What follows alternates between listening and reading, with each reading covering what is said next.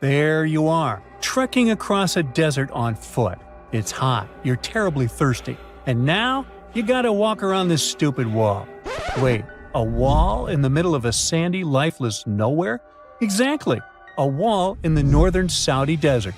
Archaeologists have just made a super exciting discovery, and what they found was not just a single wall. No, it was a whole ancient walled city that might date back to 2400 BCE. They think this place was home to around 500 people and could have been used for 1,000 years. This discovery is groundbreaking. It means that the area could have been way more advanced than anyone expected. The city was well organized, with different zones for living, towers and strong walls for protection, and different sections for all kinds of daily life. This ancient city, now called Al-Natab, was basically an oasis town, and it's great since it can give us a peek into what life might have been like in this desert thousands of years ago. Apparently, they had clearly separated areas, like residential sections, a cemetery, farmland, and even a town center. This oasis city, found in the Khaybar area, is the first big organized settlement from the 2nd or 3rd millennium BCE that researchers have uncovered in northwestern Arabia. The first surveys show that this town, which covered about 6 acres, had several districts, including the residential area, the cemetery, and the legal one, with courts. The houses were set up in neat rows, all connected by small roads. Those streets kept the residential area separate from the rest of the town. Back then, most people in this region were nomadic herders, always moving around. But archaeologists have been sure that during the Bronze Age, northwest Arabia had small walled towns and oasis centers scattered across it. These connected oasis towns were unique, offering secure places for people to live, store goods, and trade. They started showing the beginnings of urban planning, which hints that people of that time were already starting to settle down and organize communities more seriously. The research team estimated that there were about 50 homes in Al-Natab, but that number could go up to 70 as they keep digging.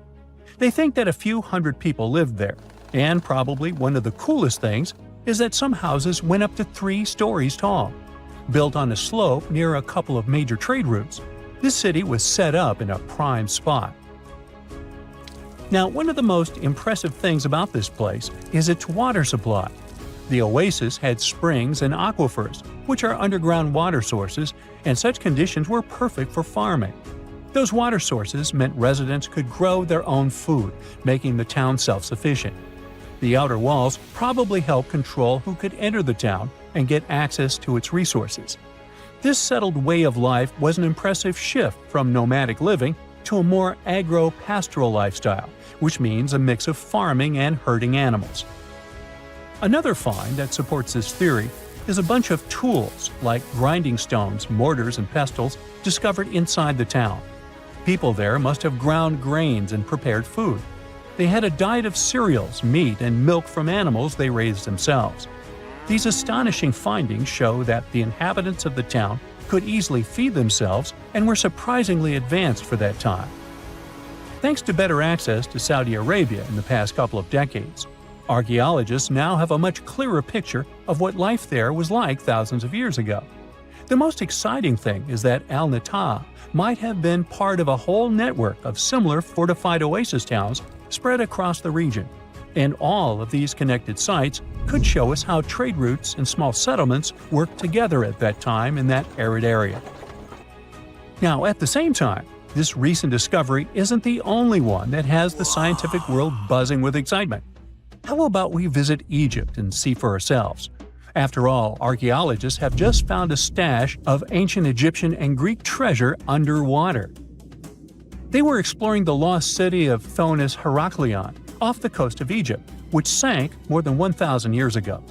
This city was legendary, and nobody even knew where it was until it was rediscovered in 2000. Now they're uncovering more and more, and on this dive, they found a pile of gold and silver treasures. Those were probably used in rituals to bless Egyptian pharaohs when they took the throne. The researchers even found an ancient Greek temple dedicated to Aphrodite and some super old Greek weapons. Frank Gaudio, the lead archaeologist, said it was astonishing that those delicate objects had survived the disaster that brought the city down. Back in its prime, Thonis Heraklion was one of the biggest port cities in the Mediterranean. It was a huge center of social life and was the main entry point for ships from Greece coming into Egypt. But tragically, due to rising waters, earthquakes, and a catastrophic tidal wave, the soil underneath the city literally turned into mush, and then the entire city sank into the Mediterranean. It was forgotten until Gaudio's team found it in 2000. Since then, they've been uncovering new parts of the city and piecing together its history little by little. If a lost underwater city doesn't seem impressive enough, we can travel to the Amazon. The discovery made there is truly mind-boggling. For centuries, people have talked about lost cities deep in the Amazon, like El Dorado, that mythical city of gold that lured Spanish explorers into the jungle. A lot of them never came back. Then, in the 1900s, a British explorer named Percy Fawcett went searching for what he called the lost city of Z, and he too disappeared. But now, finally, scientists have actually found proof that those lost cities in the Amazon were real all along. A team of scientists use a tech called LiDAR, which basically allows you to see through thick jungle from above by bouncing light beams off the ground. They flew over the jungle in Bolivia in a helicopter about 650 feet up and mapped out those hidden ancient cities. What they found were ruins of a huge urban settlement built by the Kasarabi people who lived there from 500 to 1400 CE. And it wasn't just a couple of buildings here and there. No, the LiDAR maps revealed massive urban centers, pyramids, platforms, roads, canals, and causeways, all carefully laid out. Turns out the Amazon wasn't just an untouched jungle. It was once home to big, complex cities. A scientist from the German Archaeological Institute explained that Europeans had long ignored the possibility of ancient Amazonian cities, but the LiDAR maps showed they were wrong. The new maps have revealed 26 sites, including 11 that no one even knew existed. Researchers have discovered two main city sites, Landivar and Kotoka.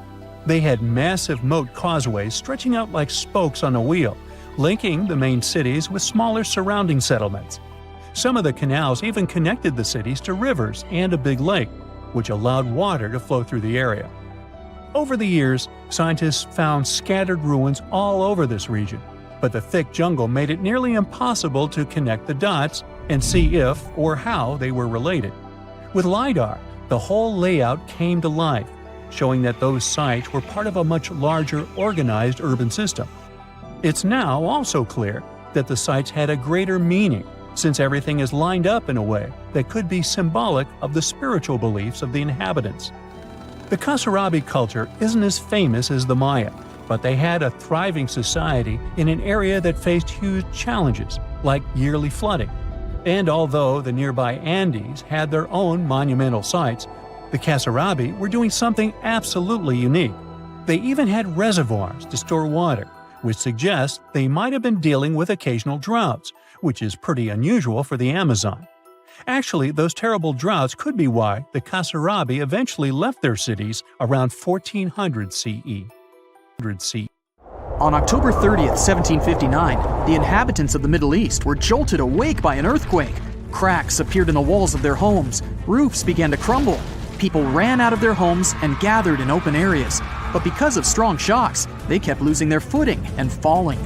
A month later, there was another earthquake, but it turned out to be even stronger. Trees broke, houses collapsed, deep cracks appeared in the ground. The disaster lasted for 2 minutes. Oases, roads, and cities were destroyed. Incredibly, Baalbek's ancient buildings withstood earthquakes. Some historians state that this majestic and mysterious place was built during the Roman Empire, but many researchers disagree. Whatever the truth is, the city is one of the main archaeological phenomena of humankind. The most amazing building of Baalbek is the Temple of Jupiter. The inhabitants of the Roman Empire believed that Jupiter held power over lightning and thunder. The building looked like a platform with 54 columns. A massive roof rested on these columns. Today, you can only see 6 70-foot-high columns. Each of them consists of 3 sections and resembles a pencil. The cores of these pencils were made of lead. This made the columns exceptionally strong. Each of these pieces of stone weighed an incredible 80 tons. That's the weight of 35 Ford Explorer SUVs. Look, this is the largest block in the Great Pyramid of Giza. But compared to the blocks from Baalbek, it doesn't even look that impressive. The foundation under the Temple of Jupiter was preserved. That's how specialists figured out it consisted of about 25 monolithic stones, weighing 450 tons each. It means that the blocks from Baalbek weigh almost 4 times more than the blocks from Egypt. There are 3 more enormous limestone blocks in the foundation. They weigh 800 tons each. This is more than twice the weight of a Boeing 747 plane. Ancient builders must have had a hard time carving such giants from a piece of stone. And after that, they also had to pull them to the construction site and lift them to a significant height. Repeating these logistics would probably turn out to be a nightmare for present-day builders. To do this amount of work, they would need modern equipment.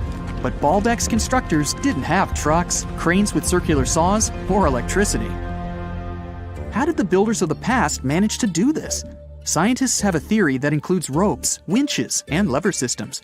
Naturally, the engineers of the past made all the gadgets from wood. Around 3,000 feet away from the ruins of the temple complex, there's a quarry.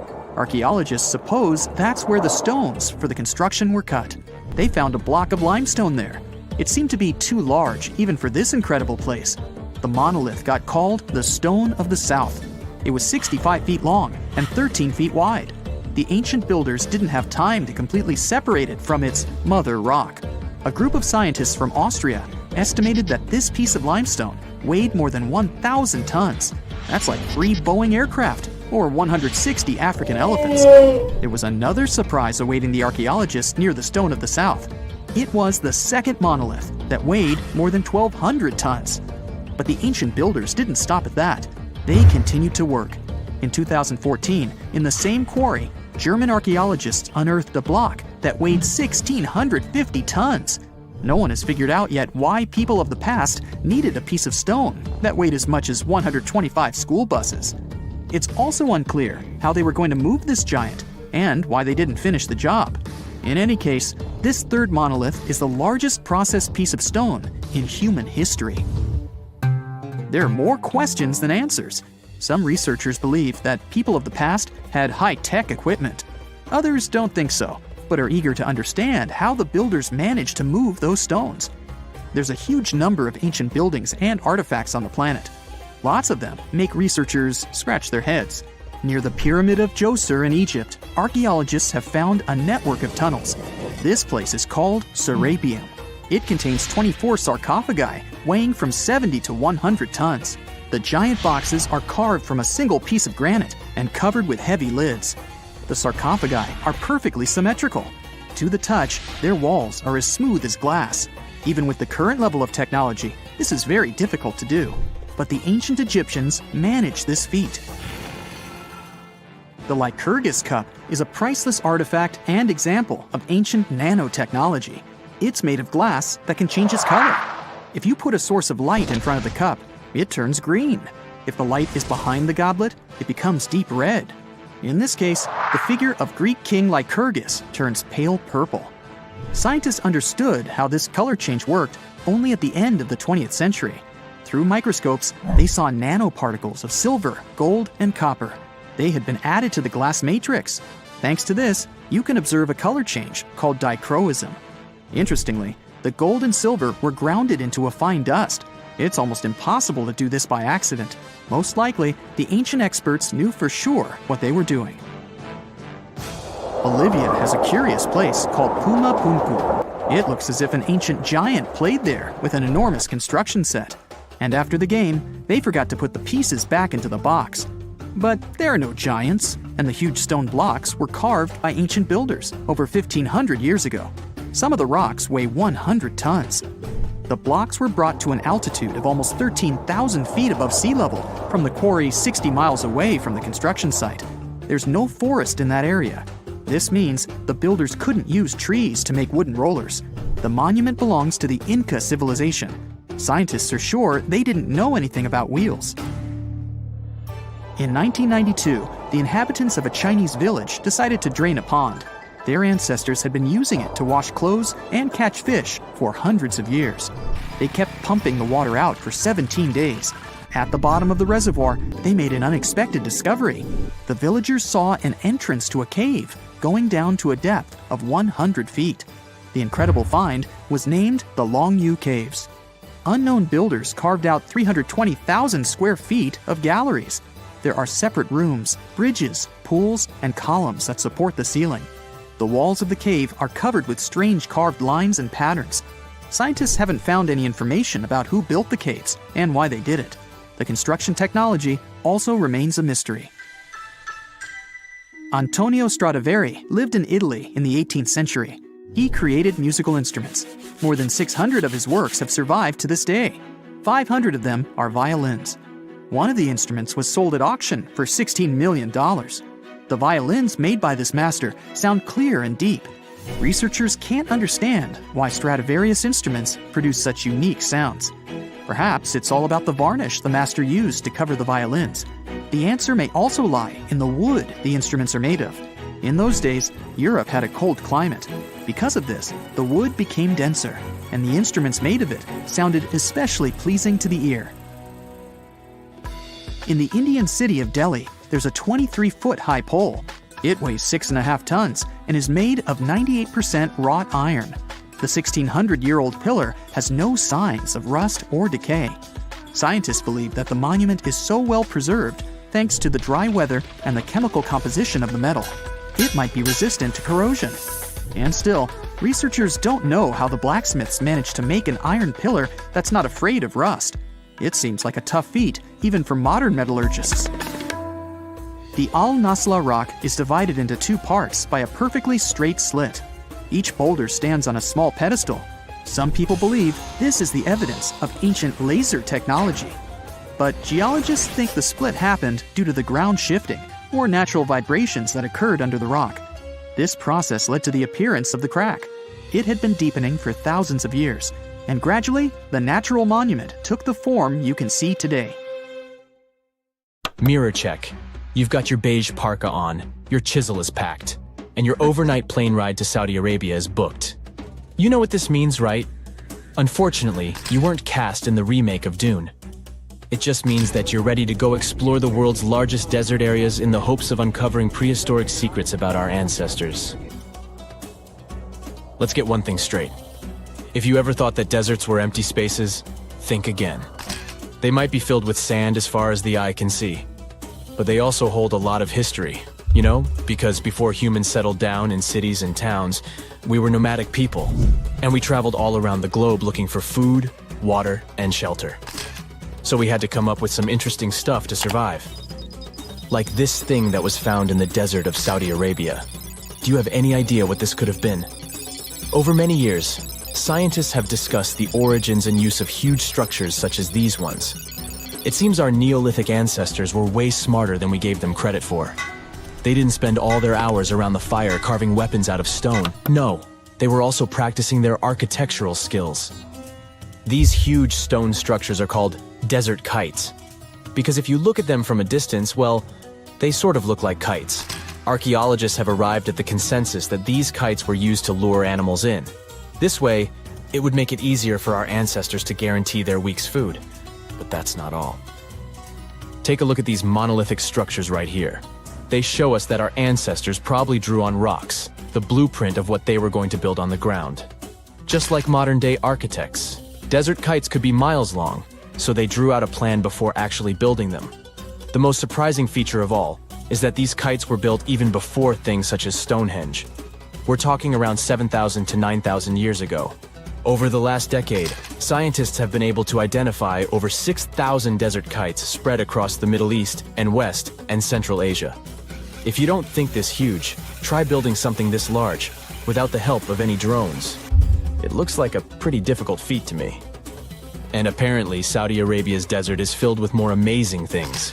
Scientists have found mysterious stone structures that are older than the pyramids of Giza in Egypt.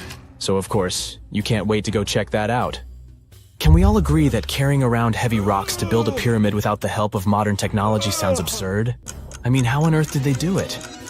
Now imagine turning back the clock about 2,000 years into the past and finding humans that built similar gigantic structures in isolated areas. Take a look at these so-called mustadils. They are rectangular structures built from piled-up stones, found over 77,000 square miles. Some archaeologists believe that these monuments were used for ritualistic purposes, maybe processions of some kind, where people would walk from one end of the plateau to the other. I'd be down for that. Now let's move on to another deserted area. We're entering the world-famous Sahara Desert landscape. Isn't it beautiful? Here, you're about to unravel an ancient mystery, something that took years for researchers to solve. Fun fact, the Sahara Desert is the world's largest hot desert. It spans over 3 million square miles, which would be like putting 1,000 times the country of Hawaii next to each other. We say it's the largest hot desert because the world's largest desert area is Antarctica. But we all know temperatures over there are freezing, not the typical image of when we think of a desert. Deep into the desert, near the Algerian town of Fougeret et Zoua, something strange was found. For decades, these tiny dots appeared on images of Google Earth, but nobody could explain what they were. Some scientists were sure that these circles are the result of oil activity in the region. Others guessed that these were ancient fogeras or ancient water wells. There are dozens of them, stretching for miles and miles in a straight line. The strange thing is that they are always far away from any town, road, or human activity in general. So what was or is their purpose? If you had to take a guess, what would you say? Remember we talked about how our ancestors had to be creative in order to survive in the desert? Let's try to walk in their shoes for a minute. Imagine you're a nomadic hunter-gatherer living in a desert area. You spend your days basking in the hot sun, trying to count all the grains of sand around you. But you also need to eat and drink water. But how on earth do you get water in a desert? Sure, you can hope to keep running into oasis every week or so, but that seems a bit risky, doesn't it? That's why North African people invented the so-called fogeras. The fogeras are a 2,500-year-old irrigation system. Locals would dig deep wells in elevated areas, wells deep enough to tap into underground water. Then, they would dig parallel shafts at regular distances. This way, the water would flow from the main well down into all the shafts and irrigate entire areas. Travelers could stop by the shafts and quench their thirst. They could also raise livestock and tend to crops. Pretty clever, huh? As much as these holes did look like fogaras, a little bit of research would show you that they're not. You see, these shafts were built in a line, and not in a circular shape like the ones we're looking at now. So maybe it has something to do with the second option? Maybe these desert holes were related to oil activity in the region? Let's have a look at the holes up close and personal. From Google Earth, they don't seem that big, but in real life, they are huge craters. The tip to uncovering what they are is hidden beneath the sand. If you were one of the researchers originally uncovering the truth behind this mystery, you would have found something unique hidden in the sand. Old dynamites and vintage sardine cans. Putting the pieces of the puzzle together, scientists found that these sardine cans were a model from the 1950s and 1960s. It seems that entire teams from that decade would camp out while they surveyed the area for oil. And what about the dynamites? These were used for seismic surveying. This is an old technique, used to identify if there is oil and gas beneath the Earth's surface. Still in North Africa, you find out about another desert mystery worth exploring. Near the city of Tiaret, southwest of Algeria's capital, one runs into 13 peculiar monuments. These structures are also called jedars, and yes, I am aware of how much that may sound like a Star Wars reference. They are pyramid-like in their shapes, and as far as scientists know, they were used as final resting places for the people who lived in the region. Can you guess who these were? Most likely the Berber nomads. And since we're talking about ancient stuff, they were probably built between the 4th and 7th centuries CE. Once scientists began to explore the insides of these monuments, they found they were pretty big inside. They found large underground vaults, chambers, and labyrinth-like corridors that gave way to over 20 compartments.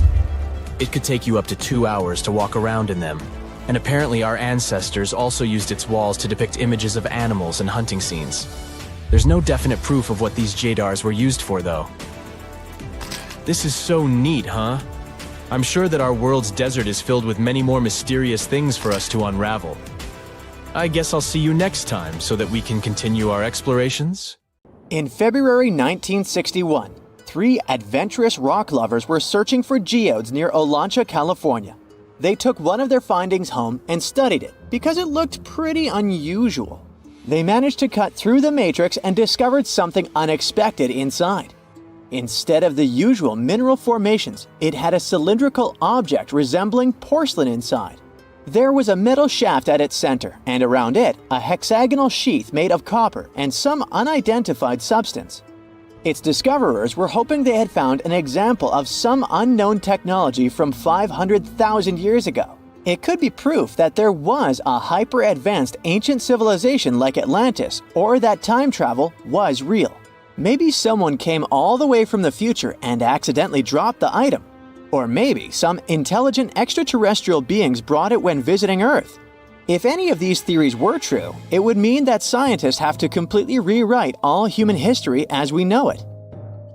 But not everyone shared the excitement, and truth seekers and alternative archaeology circles were trying to solve the mystery of the so-called Koso artifact until the late 90s with theories and debates. Then a group of skeptics took images and x-rays of the discovery and showed them to spark plug collectors. They have identified the artifact as a spark plug with corroded metal components from the 1920s and not ancient technology at all. Almost 20 years later, one of the co-discoverers of the artifact agreed to take it for inspection at the University of Washington. They officially confirmed it was a 1920s-era champion spark plug. And the stone matrix containing the artifact wasn't a geode, but a concretion. Those can form because of natural processes over decades or years, but not millennia. The Koso artifact is a good example of an out-of-place artifact, which is a thing in pseudo-archaeology. It's something found in a place or time where it shouldn't logically be. These artifacts seem too advanced for the time period they're found in. They could also mean human activity existed when humans weren't supposed to be around. The Baghdad Battery is another example of such an artifact. It was found in the 1930s by a German archaeologist and consists of a clay jar, a copper cylinder, and an iron rod going through the jar's stopper. Its top, which was broken off, probably had been sealed with asphalt. Its discoverer noticed that it had two different metals and possibly an electrolyte, which are key components of a battery. There are no ancient writings to support this theory, but when scientists ran tests and filled it with an ionic solution like vinegar or wine, it showed that it could conduct electricity. If it really was a battery from 2,000 years ago, it might have been used in ancient medical practices, or even embedded in statues to make it look like they were buzzing to impress people. Kionich, who found it, believed it was used for electroplating, a process for coating metals. Even if it was used as a battery, the Baghdad artifact could only produce a small amount of energy, around 1 volt of electricity. So, some people believe it was used as a storage container for sacred scrolls. Back in the 1930s, a couple stumbled upon something strange while walking along Red Creek in London, Texas. It was a piece of wood sticking out of what looked like an ancient rock formation. Around a decade later, their son, who was really curious to find out its secret, decided to crack open the rock and found a surprisingly modern hammer inside. This discovery caught the attention of Carl Baugh, a young Earth creationist who claimed the rock surrounding the hammer dated back to the Cretaceous period. He saw it as evidence against evolutionary theory. After some investigation, scientists proved that the rock was not as ancient as it seemed. Geological processes have just encased the modern hammer over time, so it wasn't evidence of humans coexisting with dinosaurs like the Flintstones, as some hoped. It was just a case of a miner dropping his hammer centuries ago and nature doing its thing. A Chinese archaeologist supposedly stumbled upon some caves that seemed to serve as a burial ground for small beings with big, oval heads. Alongside these remains, there was rock art depicting figures with round helmets, the sun, the moon, the earth, and stars connected by groups of pea-sized dots. They also found over 700 mysterious stone discs etched with spiral grooves. Things got even weirder when these discs were sent to a Chinese professor who claimed the grooves were actually written characters. According to his translation, the discs told the tale of Dropa visitors from another planet who had crashed their spaceship on Earth about 12,000 years ago and had tried to live among us until they were hunted down by locals. But there's no concrete evidence that any of this actually happened. The story was first published back in the 1960s in a couple of articles, but it all seemed a bit fishy. None of the people involved, the archaeologist, the professor, or even the university they supposedly worked at, seemed to have left any trace in the records.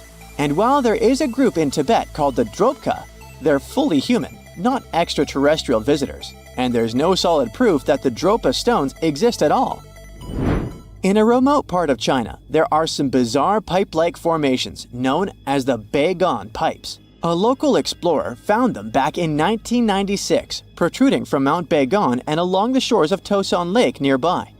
Some people thought they were the work of ancient guests from other planets. When samples of the pipe material were tested, they contained mostly common minerals, but there was a mysterious 8% of unknown stuff. Special testing revealed that these pipes had been there before humans. Chinese geologists later visited the site and suggested that these pipes were formed naturally over time. It could be sediment piling up in the fissures in the earth, or even fossilized tree roots from the area's lush past, but it's not certain. There's a mysterious terracotta head in Mexico with a hard-to-pronounce name, discovered back in the 1930s during a burial excavation. This head looked a lot like fancy Roman statues, so it wasn't clear what it was doing in Mexico. For some reason, the discoverer kept it secret for several decades. The head was found in a pyramid with 3 floors about 40 miles from Mexico City, alongside gold, copper, and pottery. Some argue that if this head really is many centuries old, it could mean the Romans or some other civilization had made it to Mesoamerica before Columbus did. There are also drift voyage theories mentioning a shipwreck after which some artifacts and survivors made it ashore. Some suggest that this figurine head was a little souvenir brought over by the Vikings. But there's no solid archaeological proof of the Vikings meeting the folks in Mesoamerica. There are some artifacts floating around, but none of them have been stamped as undeniable evidence of pre-Columbian contact. So the mystery of how this head ended up where it did remains unsolved. While digging a trench along a river in Romania, workers found a wedge, which is now famous as the aluminum wedge of Ajud, or the object of Ajud. Right next to it, there were some mastodon bones. Those distant relatives of elephants lived 11,000 years ago, so the wedge is probably of the same age. The cool part is that it's made of aluminum, a metal not even discovered until the 1800s. This material requires serious heat to produce. The wedge is also covered in a thick layer of oxide that's been sitting there for hundreds of years. Some folks believe this wedge must have crash-landed here on a spacecraft from some other planet. Some scientists think it's all a hoax, and others suppose it might be a human-made object with an unknown purpose.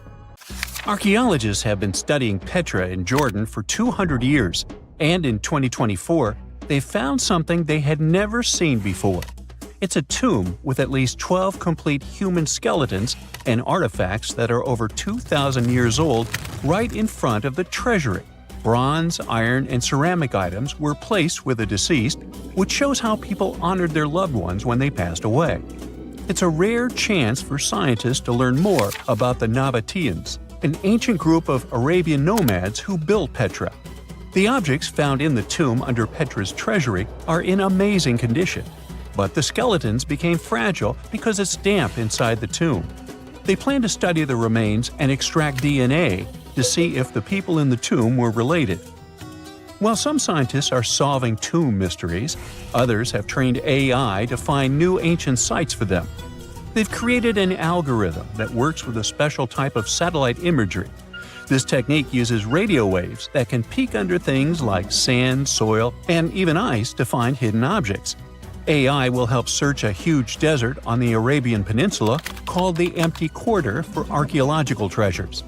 The lead scientists of the experiment trained the algorithm to recognize hidden locations using data from a site they had found before.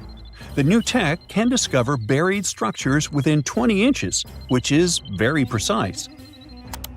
Another groundbreaking tech, LiDAR, which means light detection and ranging, helped archaeologists reveal new hidden cities all around the world. LiDAR can see big structures beneath layers of vegetation and map even subtle changes in ancient landscapes. They use it to scan large areas from a small plane flying over places that aren't so easy to study from the ground, like dense jungle. In 2024 alone, they found new Maya settlements in southern Mexico, gardens, roads, and rivers in Ecuador's Amazon rainforest, ancient ruins on the Pacific island of Tonga, and the remains of 2 medieval cities along the Silk Road route in Uzbekistan. Maybe some smart technology can also explain what Marge Simpson is doing on Earth in an ancient Egyptian tomb from 3,000 years ago. The drawing, featuring a woman with yellow-colored skin, a blue crown, and a green outfit, is alarmingly like the famous cartoon character. If you don't see a resemblance here, I hope you'll at least enjoy an amazingly well-preserved necklace with amethyst and agate beads. It's from another recent find from Egypt, an ancient tomb with 11 sealed burials near Luxor. Archaeologists also found 2 copper mirrors, one with a lotus-shaped handle and the second with a unique design of the deity of the sky, women, fertility, and love in ancient Egypt. The hair of the figurine was originally made from almost 4,000 mud beads. Another awesome find from 2024 is an ancient Greek shrine with intact burials, a sarcophagus, and plenty of gold inside. They think it was built before the year 300 before the Common Era, and the marble lions also found inside were made from the same marble as the Parthenon in Athens. Greece is so full of ancient treasures that the city of Thessaloniki will house around 300,000 of those artifacts in their new subway system. Meanwhile, archaeologists in France have found a monument unlike any other, and they can't figure out what it was used for. It's direct proof that people used to live here between the Neolithic and the early Iron Age periods. The coolest part is a monument made of 3 unique shapes that fit together like puzzle pieces. Some gravel found in the monument could mean there used to be a wooden fence called a palisade. People who built it probably used it for protection or decoration. The team studied the layers of soil around the monument to learn more about its origins. The only tools found so far were sharp flint stones, not the cartoon characters, which were used during the Neolithic period. The next step will be radiocarbon dating to figure out exactly how old the site is. Now, the oldest saddle ever found so far was found in the grave of a woman near the edge of the Taklamakan Desert in northwest China. This saddle is the oldest ever discovered. It was crafted from pieces of leather that were sewn together and stuffed with straw and animal hair to make it soft. Now, normally, things made from natural materials like this don't last very long because they rot or fall apart. But the Taklamakan Desert is so dry that it helped preserve the artifact. The herdswoman who used the saddle was buried in her full riding attire, so this proves that not only men used saddles and took part in herding and traveling. Now let's shift to Guatemala, where an ornate jade mask made by the ancient Maya people was waiting for centuries to be discovered. Scientists use radiocarbon dating to figure out the age of the mask. They believe the mask may represent a Maya storm deity, a powerful figure in their mythology. These kinds of masks were often made to honor Maya royalty, and they were placed in the tombs of kings and queens when they were buried. The king's tomb was also decorated with carvings made using tools crafted from volcanic obsidian. After 15 years of searching, scientists may have finally figured out where the altar stone of Stonehenge comes from. They compared the tiny minerals inside the altar stone with rocks from many places in Wales and England and ruled out lots of spots. Then they found the perfect match with a place in Scotland, more than 466 miles away from Stonehenge. This area might even be Orkney, a group of islands in the far northeast of Scotland where a lot was going on during the Neolithic period. The big question now is how ancient people moved such a massive stone so far. The altar stone is over 16 feet long and weighs more than 6 tons. The new theory is that they might have used boats to carry it across the coastline and rivers. Once it was close to Stonehenge, they theoretically dragged it across the land using wooden sleds, ropes, and a lot of teamwork. Meanwhile, in the north of France, an ancient home popped to the surface during the construction of a new house. It turned out to be a luxury urban house for the elite from the 2nd century of the Common Era. The inside of the house was destroyed by a fire, but under the destroyed layer, there are beautiful real-size fresco paintings. Turkish archaeologists unearthed the arm and foot bones of elephants that lived around 9 million years ago. They also found fossils of early horses, giraffes, and even saber-toothed cats. They've already identified 43 distinct types of animals from this site and collected more than 4,000 fossils. One more cool find from Turkey is a 64,000-year-old workshop inside Incasia Cave. It looks like people used it for 24,000 years non-stop.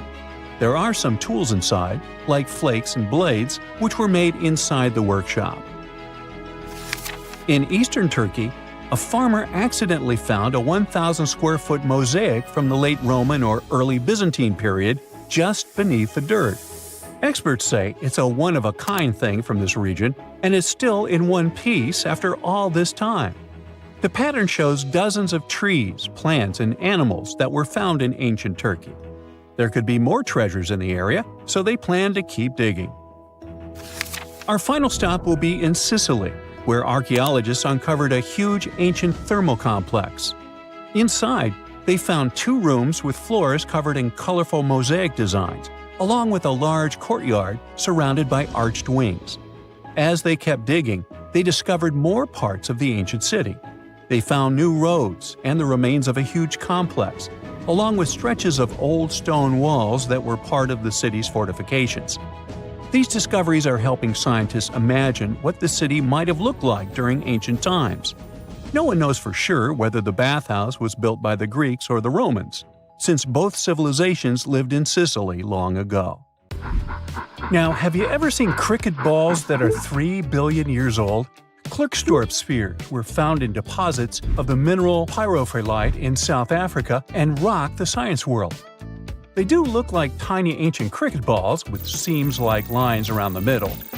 Back in the 1980s, some folks claimed these spheres had been made by an advanced pre-flood civilization we know nothing about. One museum curator shared stories about how they rotated on their own in a display case. There was also a TV show that invited a psychic who declared the spheres were pieces of an ancient spaceship. But according to geologists, these spheres are actually pretty common concretions or spherical objects formed by different minerals than the surrounding rock. The seam-like lines are just imprints from the host rock's layers building up over time. The Klerksdorp spheres come in different shapes, from noticeably flattened spheres to distinct discs. As for that episode when one of these spheres spun on its own, the curator of the Klerksdorp Museum cleared that up too. He said that when he put one sphere on its glass shelf when a journalist came to visit, the sphere naturally rotated a bit because it's round. The area where the museum is located often experiences earth tremors from gold mining activities nearby. The oldest known human-like footprints could be 6 million years old. They were found on the Greek island of Crete in 2002. If the number is correct, it would mean that early human ancestors may have migrated between Europe and Africa much earlier than we previously thought. This doesn't mean Africa is not the cradle of humankind, though. It could just prove that early human ancestors moved back and forth between continents. Some researchers believe the footprints were left by a bipedal creature possibly related to an early human ancestor nicknamed El Greco. According to scientists who studied them, the footprints have a very human-like shape, with 5 toes and a parallel big toe. Some scientists are skeptical about it and suggest the prints might be from a late European ape. The new study analyzed fossilized marine microorganisms found in the sedimentary rocks to determine the footprint's age and prove it's actually 6 million years. The next amazing find that keeps scientists entertained is the Dorchester plot. It's a beautifully crafted metal vessel with some fancy geometric designs embossed in shiny silver. The pot was discovered in, who could have thought, Dorchester in 1852 under quite unusual circumstances. During a powerful blast, the pot broke into 2 pieces. Scientists believe it was originally embedded within a rock or boulder known as pudding stone. The rock from which the Dorchester pot emerged is dated to be around 500 million years old, so it could mean the pot itself is also that old. The current and less exciting theory suggests that the Dorchester pot is a Victorian-era candlestick holder. Such things were really trending back then, so it's not a surprise to find such fancy household item from that time. The Dorchester pot falls into the category of ooparts, or out-of-place artifacts. Those are objects that seem too advanced for the time period they're supposedly from. If we accept that the pot is 500 million years old, then whoever made it was way ahead of their times in terms of crafts and tech.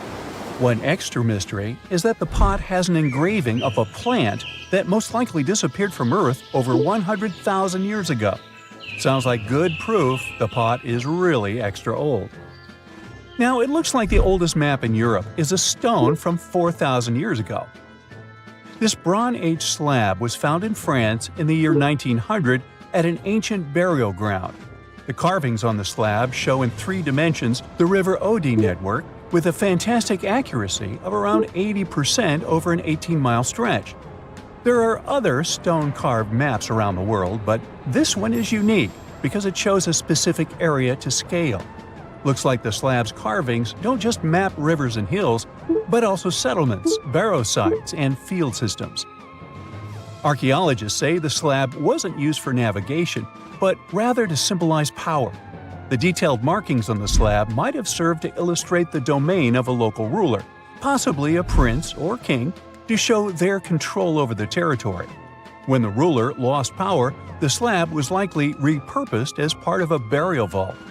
The unique artifact was stored in the cellar of a museum. For decades, no one even noticed until several scholars read older reports about the slab and decided to check it out. They conducted a detailed analysis using 3D techniques. Their research proved that the creators of the slab had not only etched lines into the rock, but also modified its surface to reflect the topography of the landscape with high accuracy. The Salzburg cube, also known as the Wolf's Egg Iron, was discovered in the late 19th century in Austria. Now, don't let the name mislead you. It doesn't look like a cube at all. It's more like a rounded object with 2 flat sides. Down the middle, there's a groove, and the surface is covered with pits and craters. This unique appearance is the reason why many people think it might be something out of this world. Workers accidentally found this artifact when they blew apart a piece of coal. The coal seam it came from is thought to be over 60 million years old. The Salzburg cube moved between museums, mysteriously vanished in the early 20th century, and then showed up again. A professor from Bonn University suggested it might be from a meteor, but they found no evidence of elements that you'd normally see in meteorites, like cobalt or nickel. Then researchers thought it must be a human-made object, possibly a Victorian-era candlestick holder. No one knows the true story of the cube or its current location. Yep, it disappeared again. Have you heard about the Meister print? It's a fossilized sandal print discovered in 1968, and it has sparked a lot of intrigue.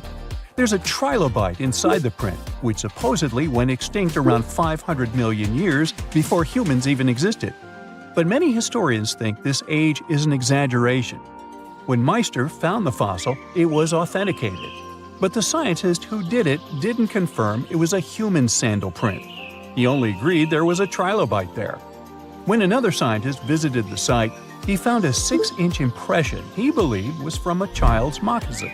But the footwear seemed to be new. So, could it be evidence of time travel? Proof that humans existed millions of years earlier than we thought? Or a sign that someone else visited early Earth? Or is it just a rock formation that looks like a sandal print? We still don't have the answers. Back in June 1936, a couple was walking along Red Creek in London, Texas. London, Texas? Yeah, when they stumbled upon something unusual. It was a piece of wood sticking out of what seemed to be an ancient rock formation. About 10 years later, their curious son decided to crack open the rock to see what was inside. And he saw a hammer, which looked surprisingly modern. Then, one unique finds enthusiast decided that the rock encasing the hammer was from the Cretaceous period.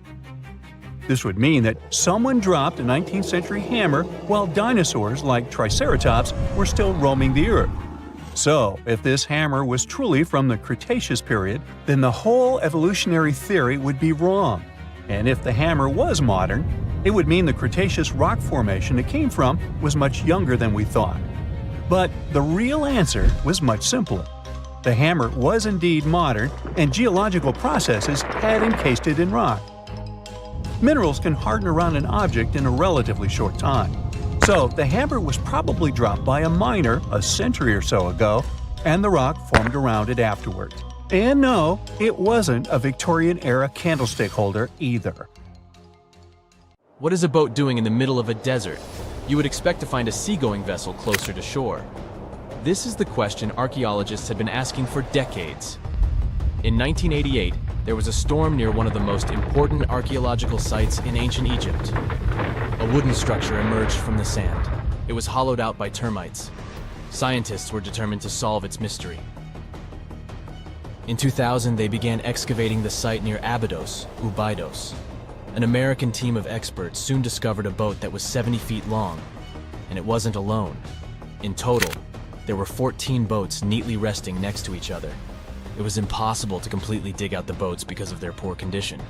Luckily, the wood was preserved enough to get a sample. Analyses revealed that the boats were around 5,000 years old, the oldest fleet in human history to this date. The time of their construction predates the pyramids at Giza by half a millennium. Each ship of the fleet rested in a vault that matched its dimensions. The room was roughly a third of the size of a tennis court. It had mud brick walls that featured more than 120 drawings of boats. Ancient Egyptians incised them on whitewashed walls that were excellently preserved. Scientists have known about these mysterious chambers for well over a century. 1901, 1902. A British archaeologist, Arthur Weigel, stumbled upon a strange structure west of the River Nile.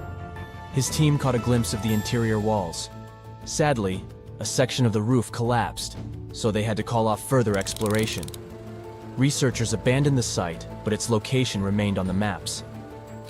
The boat's position first led scientists to think that they rested on a bank of the mighty Nile. But there was a problem with this theory.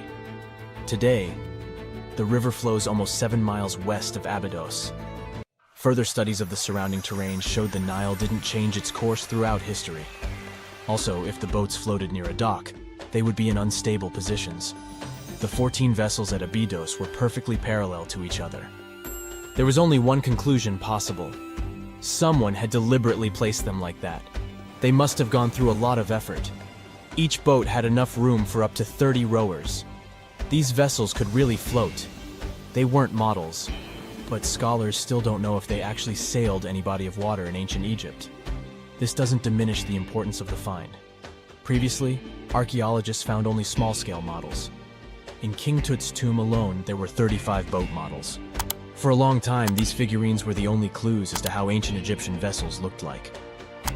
The boat's design confirms that they were the real deal. They are the earliest surviving examples of something called built boats. Ancient people constructed primitive vessels by hollowing out large tree trunks. The alternative was reed that was tied together to form a raft. The boats at Abydos had planks tied together. This was a major breakthrough in shipbuilding. During their lifetime, the boats must have seemed impressive. Timber was a valuable commodity at the time. There was no wood in the desert. Cedar had to be imported from Lebanon. The only person who could afford such luxury was the pharaoh. Studying the area around the ancient fleet provided more answers. Scientists discovered a mud brick structure where Egyptians worshipped the pharaoh. Its approximate date of construction matches that of the wooden boats. The same bricks out of which this building was made were used to encase the fleet. At the time of their construction, the rooms they were stored in had a ceiling. That's the section that archaeologists stumbled upon in the early 20th century. Just like mummies and coffins, these marvelous ships rested inside splendid vaults. The exterior of these rooms was also impressive. The outer walls originally had a plaster of white limestone. It reflected sunlight. In the desert sun, the structure housing the boats must have shone from miles away. Ancient Egyptian builders used the same technique to cover the pyramids 500 years later. Today, their surface looks jagged, but it wasn't always like this.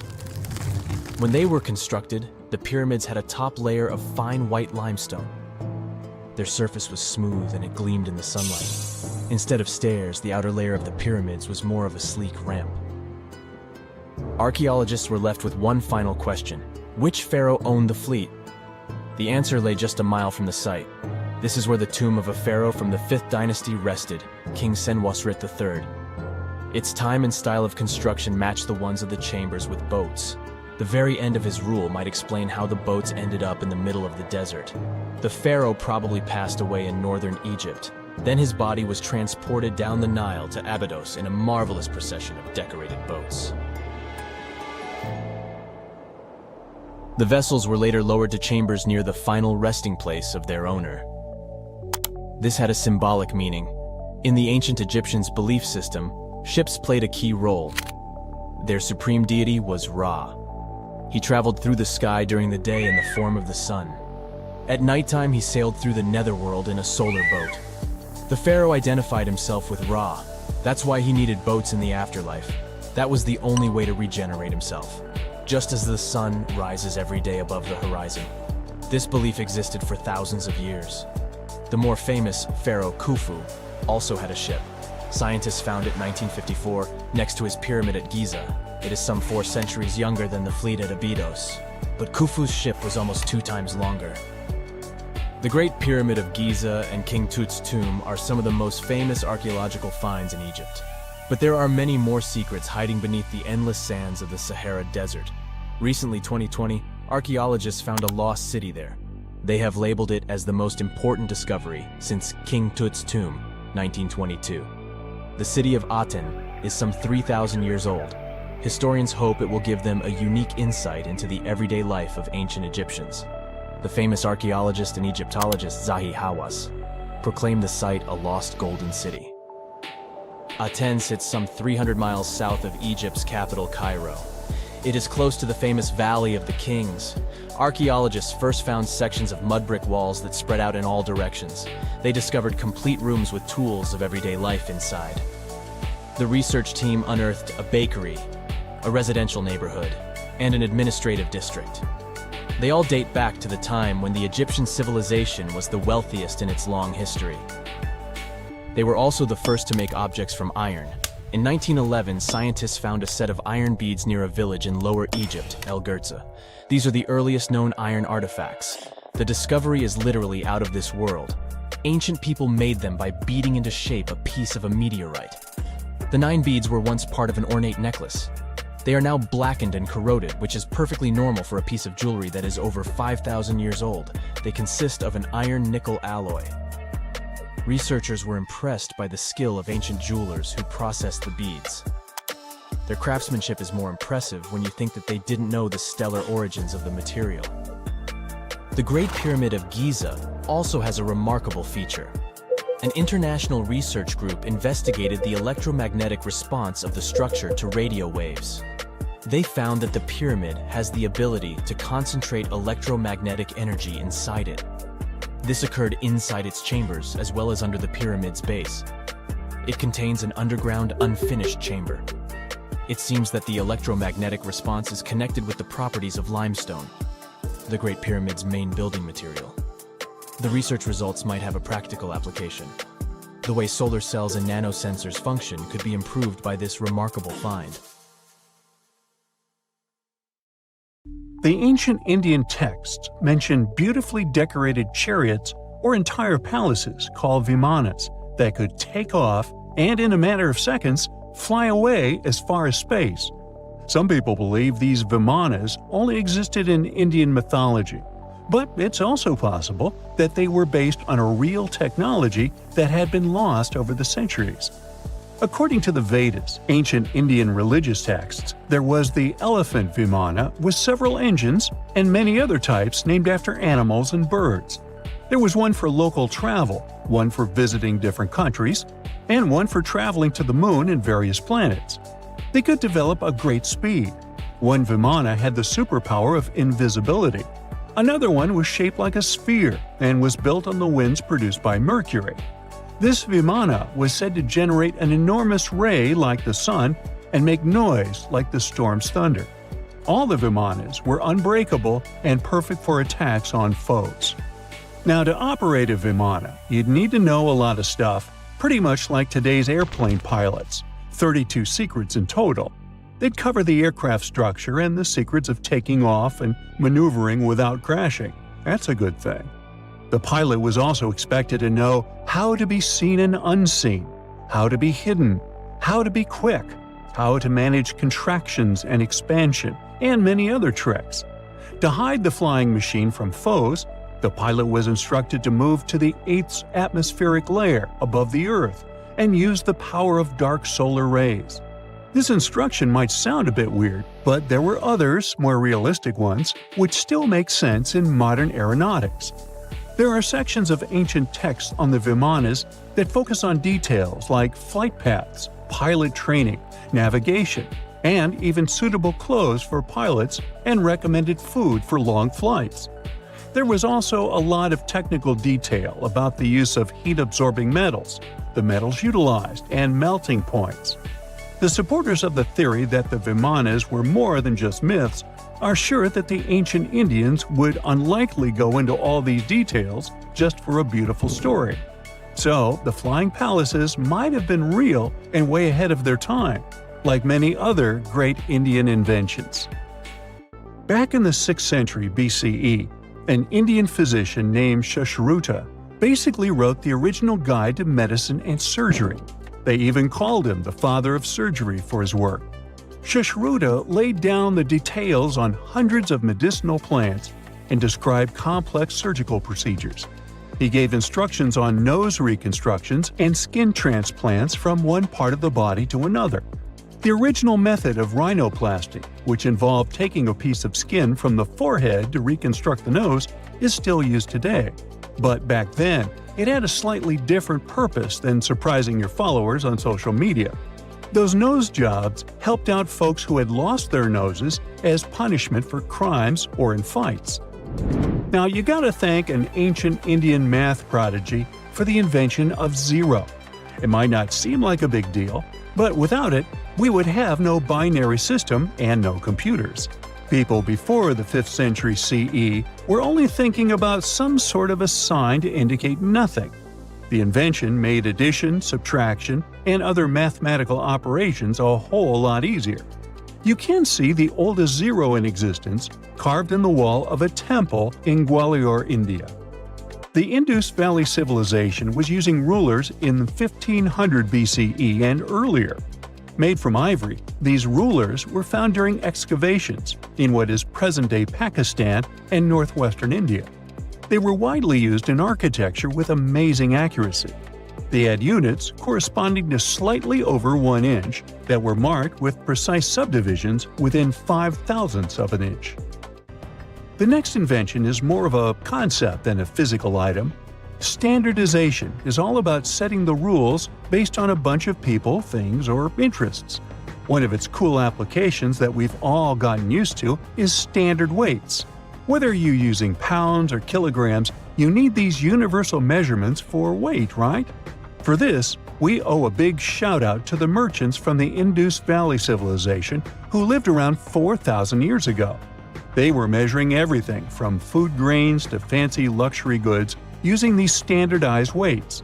And their weights had decimal and binary mathematical systems going on. They didn't have high-tech gear, but they pulled off some serious precision using complex calculations and even sand for construction. Their art of standardization made its way to Persia and Central Asia, basically becoming the global weight-watching standard. So if yoga is your go-to exercise, you definitely have a personal reason to appreciate the ancient Indian geniuses. Over 5,000 years ago, during the rule of the Indus-Sarasvati civilization in northern India, yoga was first mentioned in the Vedas. Yoga was refined and shaped over the centuries until it grew into a massive teaching with over 200 sacred writings dedicated to this way of obtaining enlightenment. At the beginning of the current era, yoga got a new trajectory thanks to a Hindu writer who laid down a system of yoga in his text, the Yoga Sutras. It became a whole-body rejuvenation, a life-extending practice with poses that you are still doing on the mat today. Yoga has reached the Western world only in the 19th century, and it caught on like wildfire.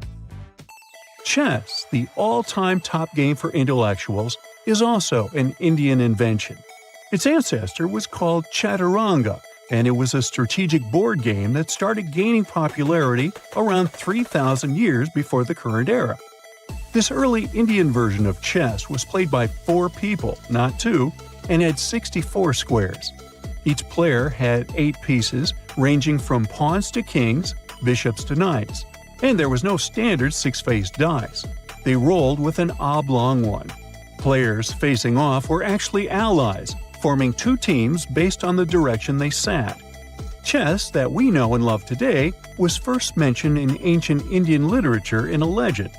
It said that the wife of a villain called Ravana had invented the game to amuse him. Now, the word shampoo comes from the Hindi word, which means to soothe or knead. The substance was invented in India in 1762 and was originally used for head massages, hence the name.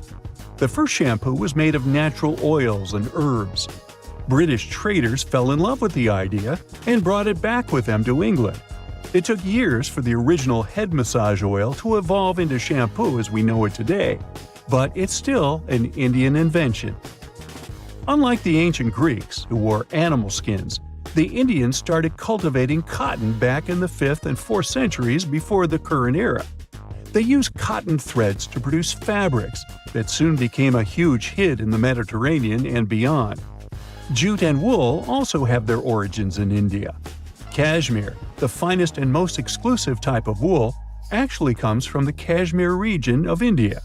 Buttons that sit proudly on that cashmere cardigan of yours also have ancient Indian origins. Some 5,000 years ago, the Indus Valley civilization started cutting seashells into geometric shapes with tiny holes in them. First, they were just decorations, but then people started using them to fasten clothes. Now, when you think about radio communication pioneers, Marconi's name usually steals the spotlight. He got a Nobel Prize in Physics in 1909 for his groundbreaking radio work. But there's an unsung hero in the radio waves game, and his name is Sir Jagdish Chandra Bose. He spilled the beans on radio communication way back in 1895. He shot an electromagnetic wave across 75 feet at the town hall in Calcutta, and it went through walls, rang a bell, and even set off some gunpowder. Marconi took a page from Bose's book, using his invention, the Mercury Coherer, as a blueprint for his own two-way radio. Bose didn't patent his genius creation, so he only got his credit a century later. Archaeologists were looking for the long-lost tomb of Cleopatra when they found something that seemed too good to be real. Roughly 43 feet underground beneath a ruined Egyptian temple, there was a perfectly straight tunnel, carved through solid sandstone. The tunnel is over 4,200 feet long, and so precise that experts called it a geometric miracle.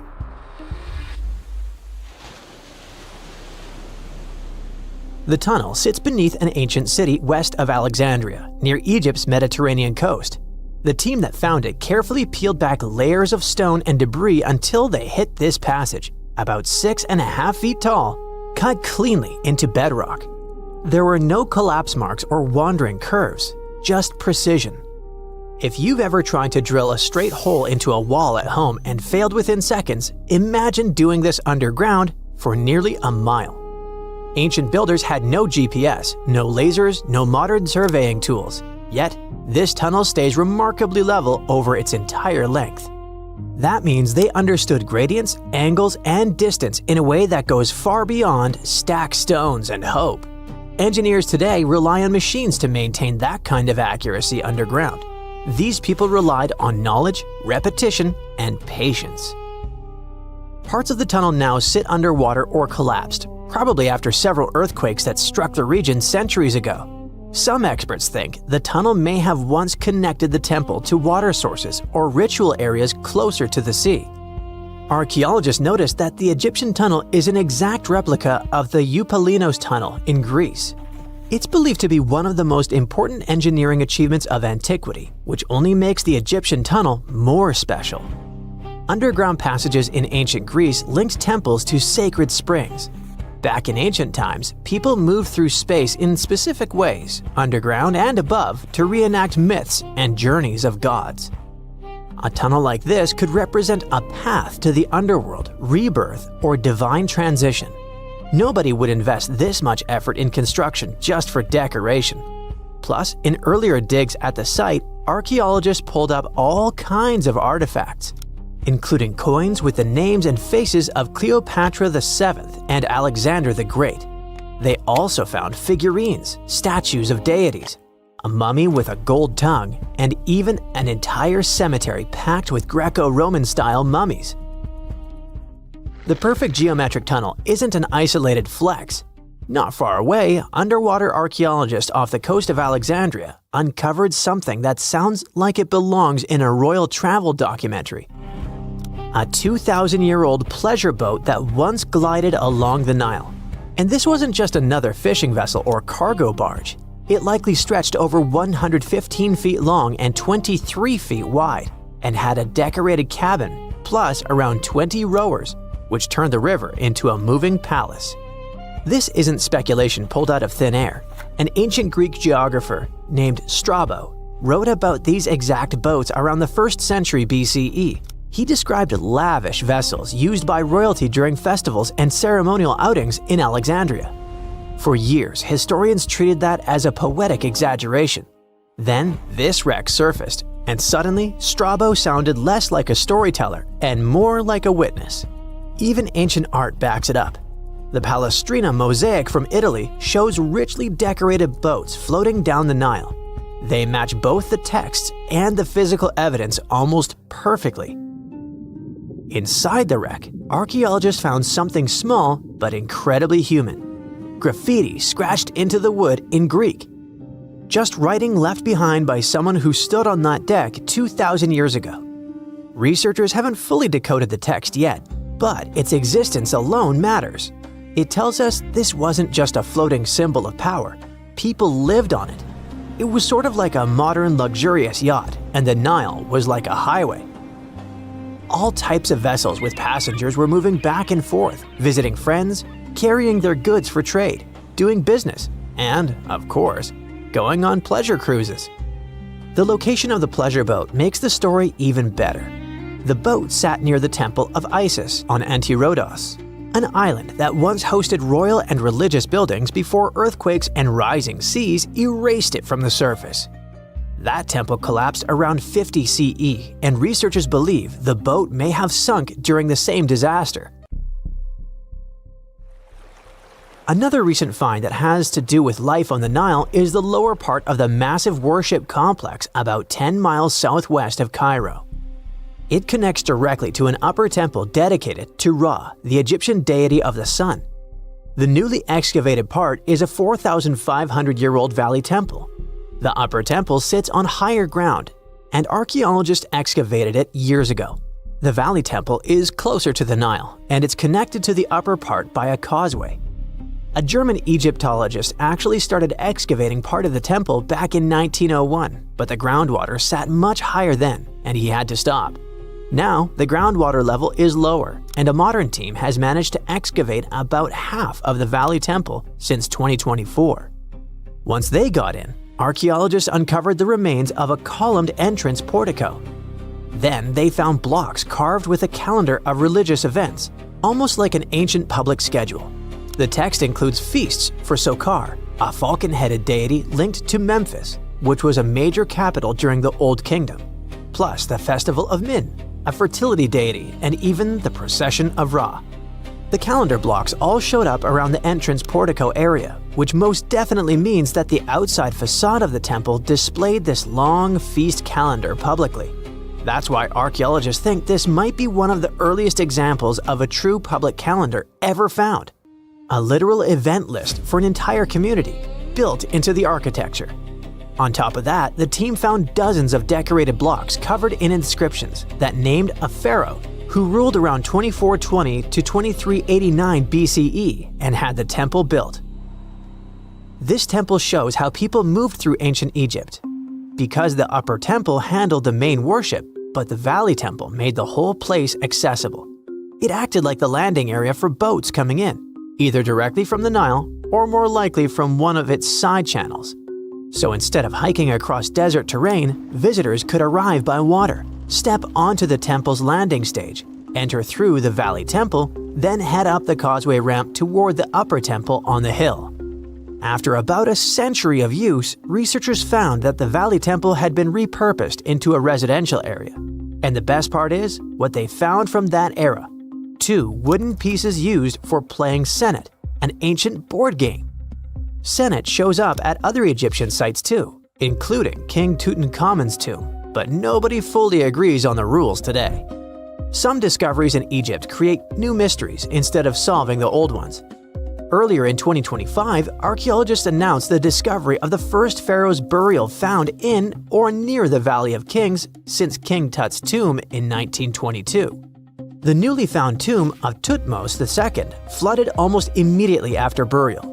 Ancient officials rushed in, removed the mummy and most of the grave goods, and hid them somewhere else. The weirdest part is that an alabaster ointment jar inside the tomb links the burial directly to Hatshepsut, Thutmose II's wife and half-sister. The inscription basically says she made this monument for him, which proves she arranged his burial. But it still doesn't explain why she placed him here and later chose the Valley of the Kings for herself. Now, archaeologists are studying a huge mound of rubble near the tomb, about 75 feet tall, and suspect it was built to hide something important. If a second tomb sits underneath, it could be complete and undisturbed. So, the deeper the archaeologists dig, the more ancient Egypt stops feeling like a gone civilization and starts feeling like a paused one. Looks like it didn't just survive time, it outsmarted it. And we're only just beginning to catch up. Okay, what if I tell you that the extraterrestrials we all imagine as little green men may actually look like very normal Earthlings and chill in Europe? This is the Iberian Peninsula, and people living there are under suspicion. Ooh. Here's the reason. Somehow, parts of the most important artifacts that the Iberian civilization called Treasure of Valena are made of metal that simply can't be found on Earth, because it's metal from a meteorite. Now let's tackle this step by step. This is the artifact itself, and it's composed of 59 different objects. Bowls, bottles, and bracelets. Is there a pattern there with all those bees? In total, the find weighs around 20 pounds, of which 18 pounds are 23.5 karat gold. Now, if you're not a metal specialist, I'll clarify it for you right away. For comparison, 23 karat gold is 95.8% pure gold, so 23.5 karat is even purer. The remaining percentage goes to other metals to help add strength and durability to the precious alloy. There was also silver, iron, and amber in that set. The artifact could have been pretty straightforward, but for these two, let's call them imposters. Look at this wrought iron bracelet and this hollow hemisphere. Can you see that? Those rusty lines on the hemisphere and the overall weird color of the bracelet do stand out, since everything else is made of purest gold. This all started back in 1963, when a researcher noticed a dark leaden metal among the shiny bowls and bottles. The metal was shiny in some areas and covered with a ferrous-looking oxide that was mostly cracked. Now, just so you understand, gold does not usually act this way. Gold is one of the least reactive of all metals, so it won't even tarnish, let alone rust. To figure out where this suspicious iron came from, researchers turned to mass spectrometry, which checks out the mass-to-charge ratio of molecules. Their findings showed that the nickel in the iron is similar to that found in meteoritic iron. Simply put, the bracelet and the hemisphere are of extraterrestrial origin. Ooh. Now, the exact age of the trove is hard to determine, yet it's crucial. We need to know the exact age to see if it coincides with the start of the Iron Age in the Iberian Peninsula. If it does, then no further questions here. But if it doesn't, well, it's, at the very least, weird, if not suspicious. So there's this three-age system. It comprises the Stone Age, then the Bronze Age, and then the Iron Age. The Stone Age is of no importance here, so let's compare the Bronze and the Iron Ages. The Bronze Age began when it was realized that combining copper and tin produced a material that was more durable than either metal alone. This era was all about major upgrades in tools and weapons, but two standout inventions were writing systems and the wheel. Then came the Iron Age. This time was all about slowly bringing iron into everyday life. Iron was way easier to shape into cool designs than bronze. Now this was a big deal, because iron, especially transformed into steel, provided significant improvements in all aspects of life. Tools became lighter, cheaper, and stronger compared to their bronze equivalents. You get it? Good.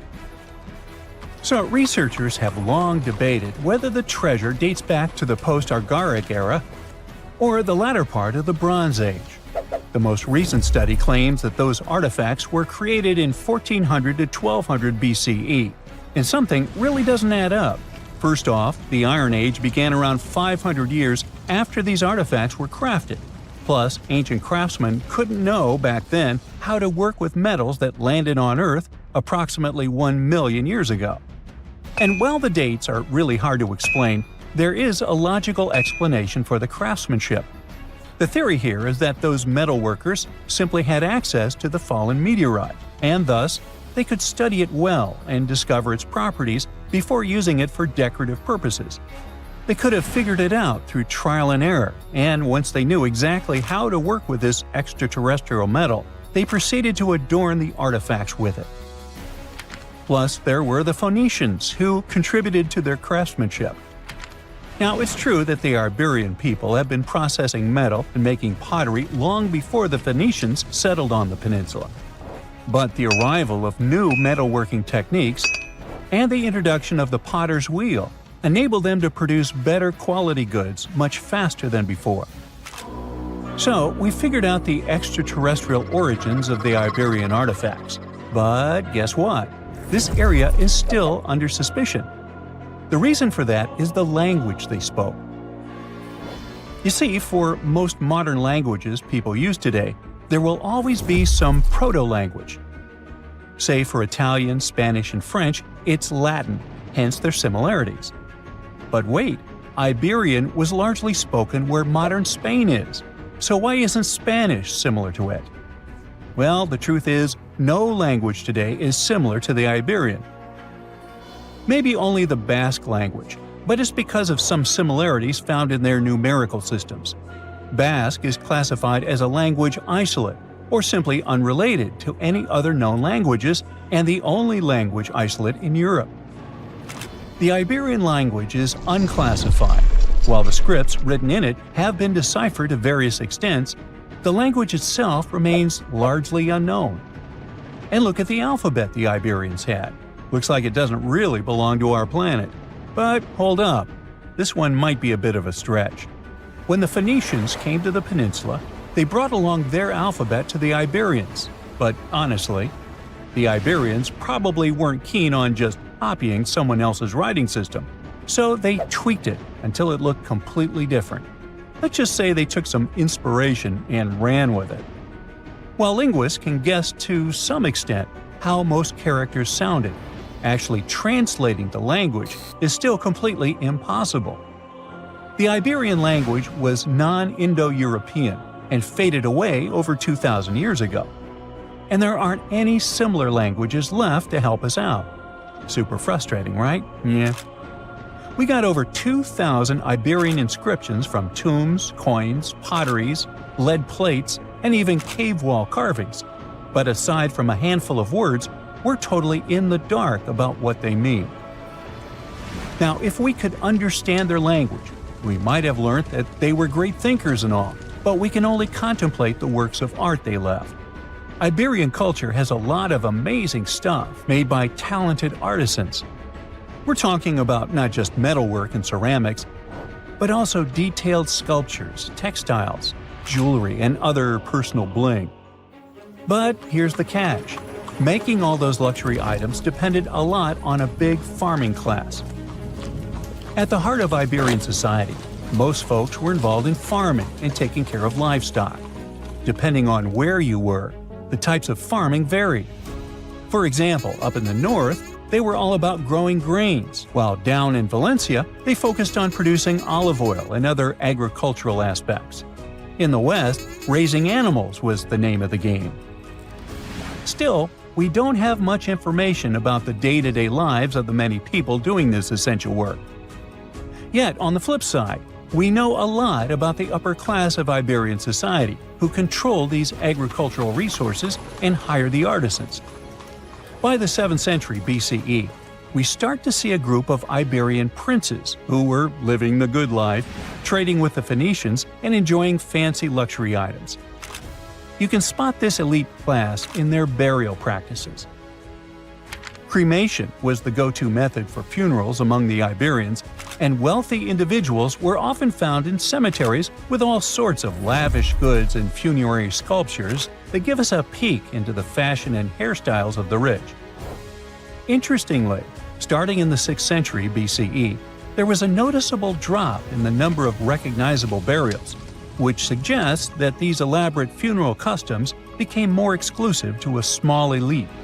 Meanwhile, the fate of the majority, farmers, artisans, soldiers, and laborers, who made up a big chunk of the population, remains a bit of a mystery.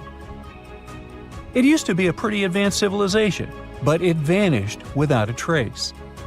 Researchers think it could have been due to some massive earthquake, but so far, we don't know for sure. Stone Age people were grunting cavemen with spears. True or false? Absolutely false. They were gathering around and forming real culture as far as we've discovered. In Turkey, scientists uncovered a 12,000-year-old mystery that's revising history. It's a sophisticated cosmic calendar made out of giant stone temples that may actually be a warning from the stars. We're talking about Göbekli Tepe. This prehistorical site predates even Stonehenge, our classical stone ring circle, by 6,000 years. And it upends why we think Stone Age civilizations emerged and thrived. Here's how this discovery could change our collective history. Around 10,850 BCE, a massive comet, or better yet, a bunch of comet fragments, smashed into Earth. The skies darkened, the temperature dropped, big animals vanished, and it kicked off a mini ice age that lasted over 1,200 years. What's now a place called Göbekli Tepe was home to a group of humans who survived this entire chaotic event. After it happened, they started paying close attention to the sky. As a way of trying to control time a little bit more, they tracked the movements of the sun, the moon, the planets, and comets. This in turn led them to build a huge lunisolar calendar, the first one in the world. Now, if you were to tour around this classic Stone Age monument, you'd see that not all the stone pillars are blank. Some of them have carvings, like this main one with a bunch of V's on it. Turns out there are 365 V's, which scientists believe represent the days of the solar year. One of them, a V hanging on a bird's neck, is thought to mark a solar eclipse. Other pillars have dangerous animals carved on them, like foxes, lions, scorpions, vultures, twisting and crawling up the sides. Unlike typical Stone Age carvings, these weren't of edible animals like deer or sheep. One of the theories is that these drawings were symbolic. Some archaeologists believe they reflect the fears and chaos this civilization had lived through, a kind of collective attempt to make sense of a terrifying and unpredictable world. Archaeologist Danielle Stordour has highlighted the images of vultures, saying they represent the people who passed away. In some ancient cultures, vultures were believed to carry the souls of the deceased into another realm. She's seen similar symbols in ancient sites nearby. To understand why this all makes sense, we need to dig deeper into the real purpose of this site. Göbekli Tepe was discovered in 1994 by German archaeologist Klaus Schmidt, who realized that the hill in southeastern Turkey wasn't just another Neolithic mound. Underneath it, his team uncovered massive stone circles supported by pillars weighing up to 20 tons. Radiocarbon dating puts the site at around 12,000 years old, making it the oldest known ceremonial structure ever built. I mean, it predates the Egyptian pyramids by over 7,000 years. This discovery shocked the archaeological world. At the end of the Ice Age, humans were supposed to be nomadic, surviving off wild plants and animals, not building sacred complexes with symbolic art, and giving birth to what we now classify as civilization. We usually think civilization starts with farming, then villages, then crops. But this site suggests something more surprising. Early humans may have come together not to grow food, but to worship. Schmidt found no signs of homes, hearths, or permanent settlement, just stuff used for rituals and gatherings. This has led researchers to believe that spirituality and communal rituals came first and that farming followed. Because to build something this massive, you'd need hundreds of people working together, which in turn would have sparked the need for food, organization, and social structure. In other words, the temple came first, then the village, then the farm. Now, Göbekli Tepe isn't just stirring debate because it's old. It's because it seems too advanced for its time, and that's where the more controversial theories start to emerge. Some researchers believe the builders of Göbekli Tepe weren't simply primitive hunter-gatherers experimenting with stone tools. They may have been the inheritors of ancient knowledge, remnants of a much older civilization that existed before the end of the last ice age. This idea ties into the Younger Dryas impact hypothesis, a theory that a comet struck Earth around 10,850 years ago, triggering a sudden and catastrophic climate shift. According to this view, the survivors of that event passed down their knowledge through symbolism, architecture, and oral tradition. And Göbekli Tepe could be one of the earliest attempts to preserve that memory.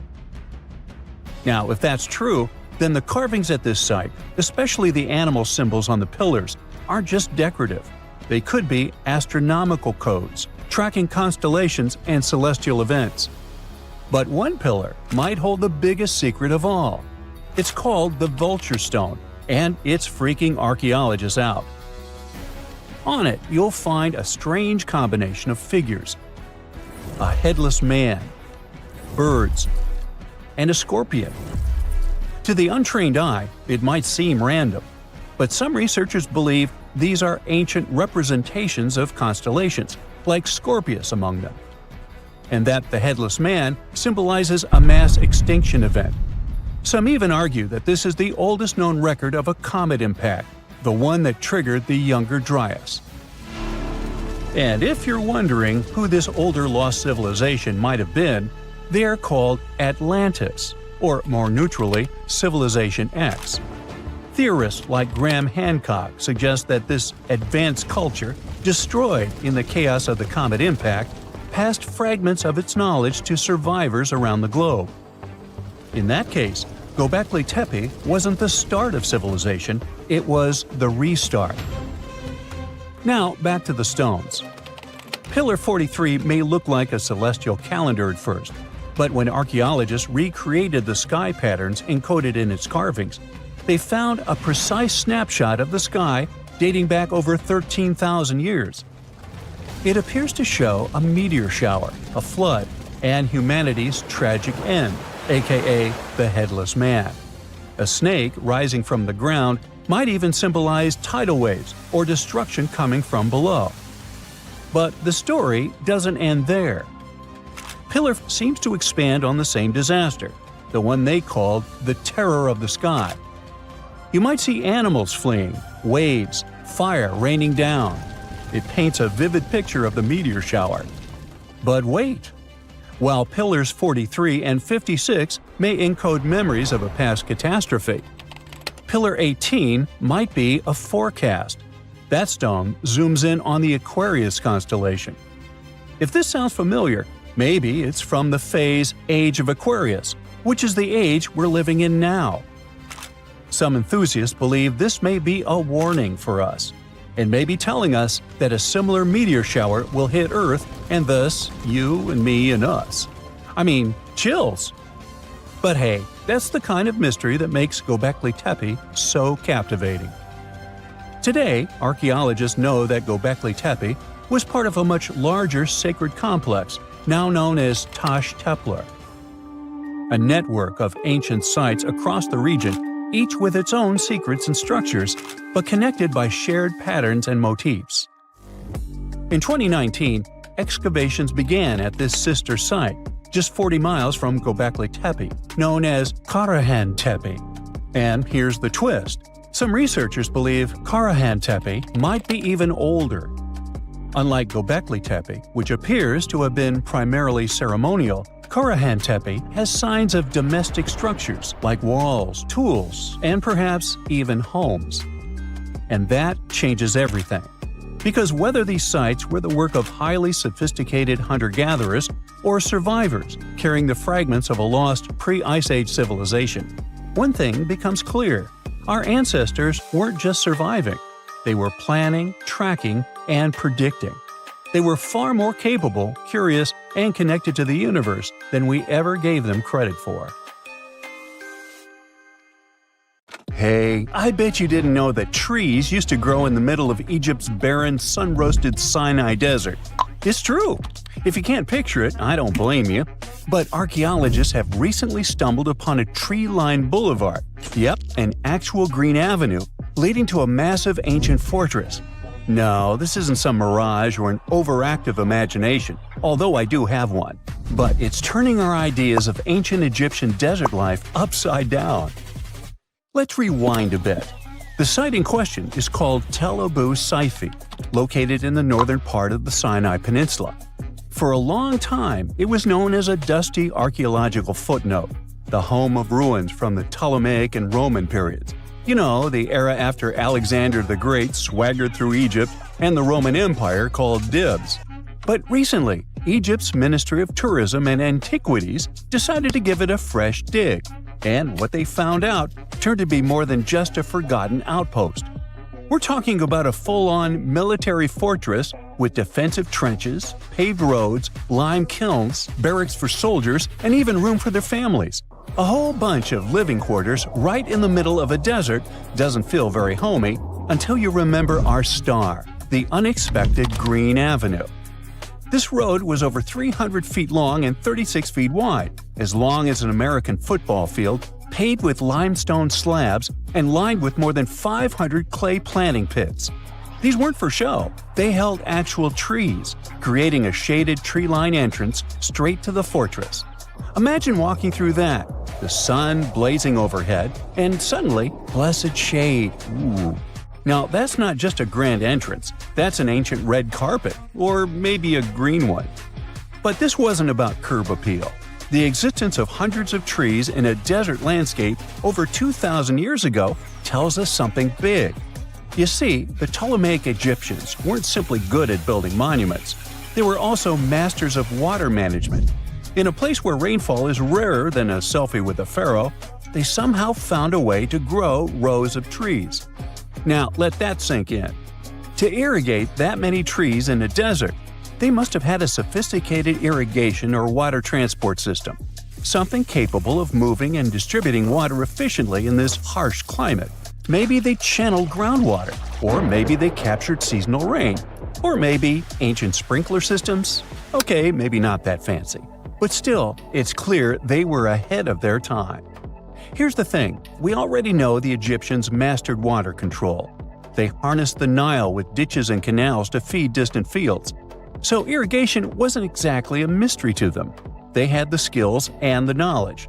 And sure, scientists still debate what the Sinai climate was like 2,000 years ago. But many believe it may have once been greener.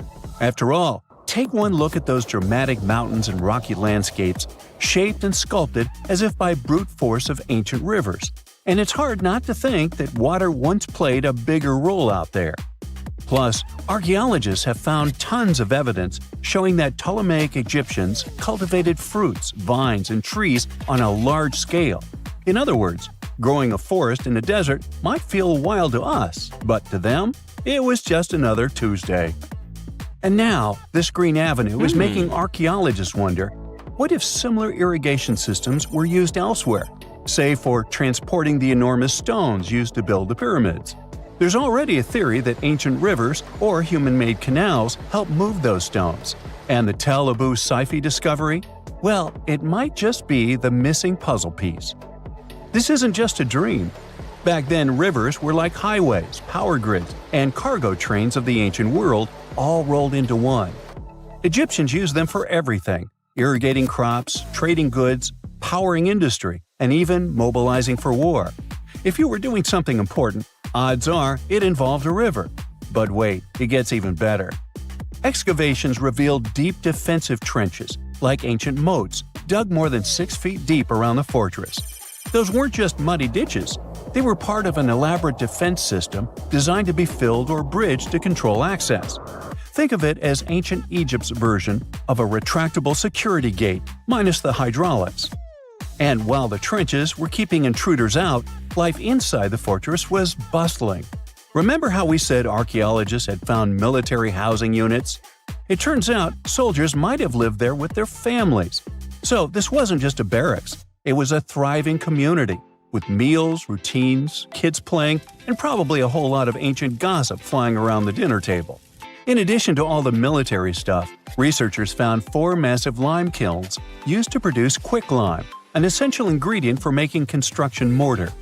These kilns are a big deal because they suggest that during the later Roman period, Tel Abu Saifi turned into an industrial hub.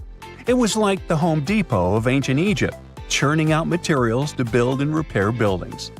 But here's where the plot thickens. Underneath all of this, beneath the roads, the trenches, the kilns, archaeologists found the corners of an even older structure, a mystery building. Could it be the remains of a third, much older fortress? Or an ancient cemetery or lost city? Nobody knows yet, but one thing's clear: this story isn't over. Honestly, this might be the coolest archaeological cliffhanger of the decade. So, what does this all mean? Well, for starters, it challenges everything we assumed about desert life in ancient Egypt. For the longest time, deserts were thought of as natural barriers, dry, deadly, and empty. But this find suggests that the desert might have once been green and full of life, not because the climate was dramatically different, but because the Egyptians were incredibly good at bending the environment to their will. They didn't just survive in the desert, they transformed it. It also adds fuel to the fire in the age-old debate about ancient Egyptian tech. If they could build a fortress with tree-lined roads, moats, irrigation, and industry in the middle of the Sinai, is it really such a stretch to imagine they could engineer water channels to move pyramid stones? Forget the Ancient Aliens TV show. Sure, it's entertaining, I'll give you that, but it makes us forget something crucial.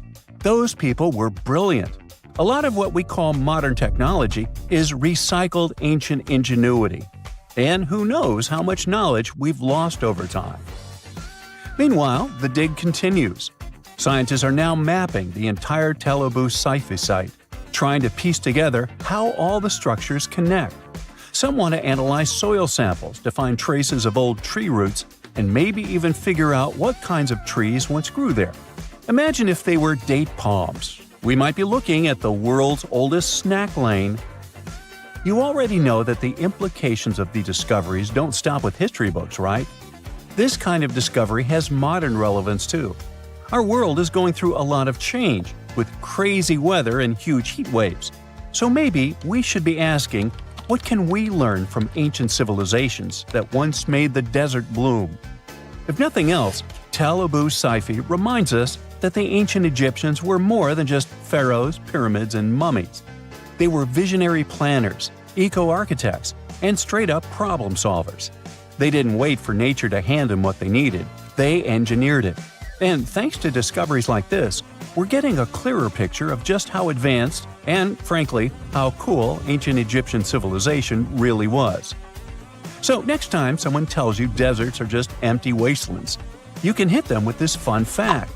Over 2,000 years ago, in the heart of the Sinai Desert, there was a fortress with a tree-lined avenue, moats, military housing, an industrial center, and even a secret underground structure. Take that, sand dunes! Who knows what else is still buried out there, waiting to rewrite history? Most people know that pyramids were built as grand tombs for the pharaohs. designed to ensure they had a smooth journey to the afterlife. The Great Pyramid of Giza, for instance, was constructed for the pharaoh Khufu. But what most people don't know is that this whole pyramid building trend started right here with the step pyramid of Djoser about 4,700 years ago. This massive structure was built for Pharaoh Djoser, a ruler from Egypt's 3rd dynasty. It rises 7 layers high above the ground and stands about 200 feet tall. We think of it today as a phenomenal architectural project, but for ancient Egyptians, the step pyramid of Djoser turned out to be more like a massive experiment, a trial run, if you will, to perfect their building skills before they moved on to even more ambitious pyramids. Reaching new heights is super exciting, but the real mystery is what is going on below the ground. In this pyramid's underground labyrinth, there is a network of tunnels stretching about 3.5 miles long, and some researchers believe these tunnels might have been part of a sophisticated water system that could completely change what we think about pyramid construction. Let's talk about this massive complex located in Saqqara. Surrounding the pyramid, there's what's known as a dry moat, a continuous trench that is up to 164 feet wide and almost 2 miles long. It forms a sort of rectangular shape around the pyramid. This trench has an average depth of about 65 feet. Now, if you were to add up all the earth and rock they dug out to create this moat, it would be about 10 times the volume of the step pyramid itself. For the longest time, people just assumed this trench was nothing more than a huge quarry, a place where they dug up stone and clay to build the step pyramid. Makes sense, right? But when you take a closer look, it doesn't add up. The trench is too narrow and deep to be practical for mining, and its layout doesn't match anything we know about ancient Egyptian quarrying methods. Plus, some sections of the trench are actually covered with a rocky ceiling, which would have made it nearly impossible to use as a quarry. Another theory suggests that the dry moat had some kind of spiritual significance. Maybe it was a sacred place, where souls of nobles gathered to serve the late king in the afterlife. There are even niches in the walls that work as a hint at this spiritual function. But most researchers believe that this purpose likely developed much later, long after the complex was built for Djoser. So, what was the moat really designed for? In 2020, a researcher came up with a pretty intriguing idea. It is possible that this trench was actually designed to collect and manage water, especially after heavy rainfalls. Now, that makes sense when you consider the location. The moat sits in an area that could easily have been flooded by runoff water from nearby plains. This could also explain why the trench wasn't used for new graves until much later when the climate became drier and less prone to flooding.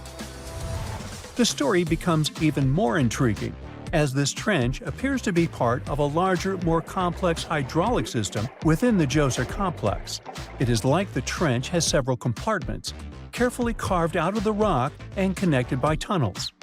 These compartments likely served as a part of a water treatment system, where water would flow from one compartment to the next, getting cleaner as it moved along. Now, here is where things start to tie into the pyramid itself. The Djoser complex has a series of underground shafts, and some researchers think that water from the moat's deep trench might have been used to power a hydraulic lift system, and this giant water-powered elevator could have been used to raise the heavy stones needed to build the pyramid. It worked like a volcano, but instead of lava, water did the heavy lifting. Imagine a big deep hole in the ground at the center of the pyramid site. Inside this hole, there was a huge wooden platform, kind of like a giant raft that could move up and down. When the workers wanted to lift a heavy stone, they would fill the hole with water. As the water rose, the wooden platform started to float up, carrying the stone with it, almost like a giant water-powered elevator. When the stone reached the right height, the workers slid it off the platform and onto the pyramid.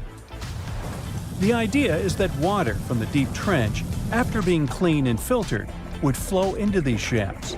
A massive float, possibly made of wood, would then rise as the water filled the shaft, lifting the stones up to where they were needed for construction.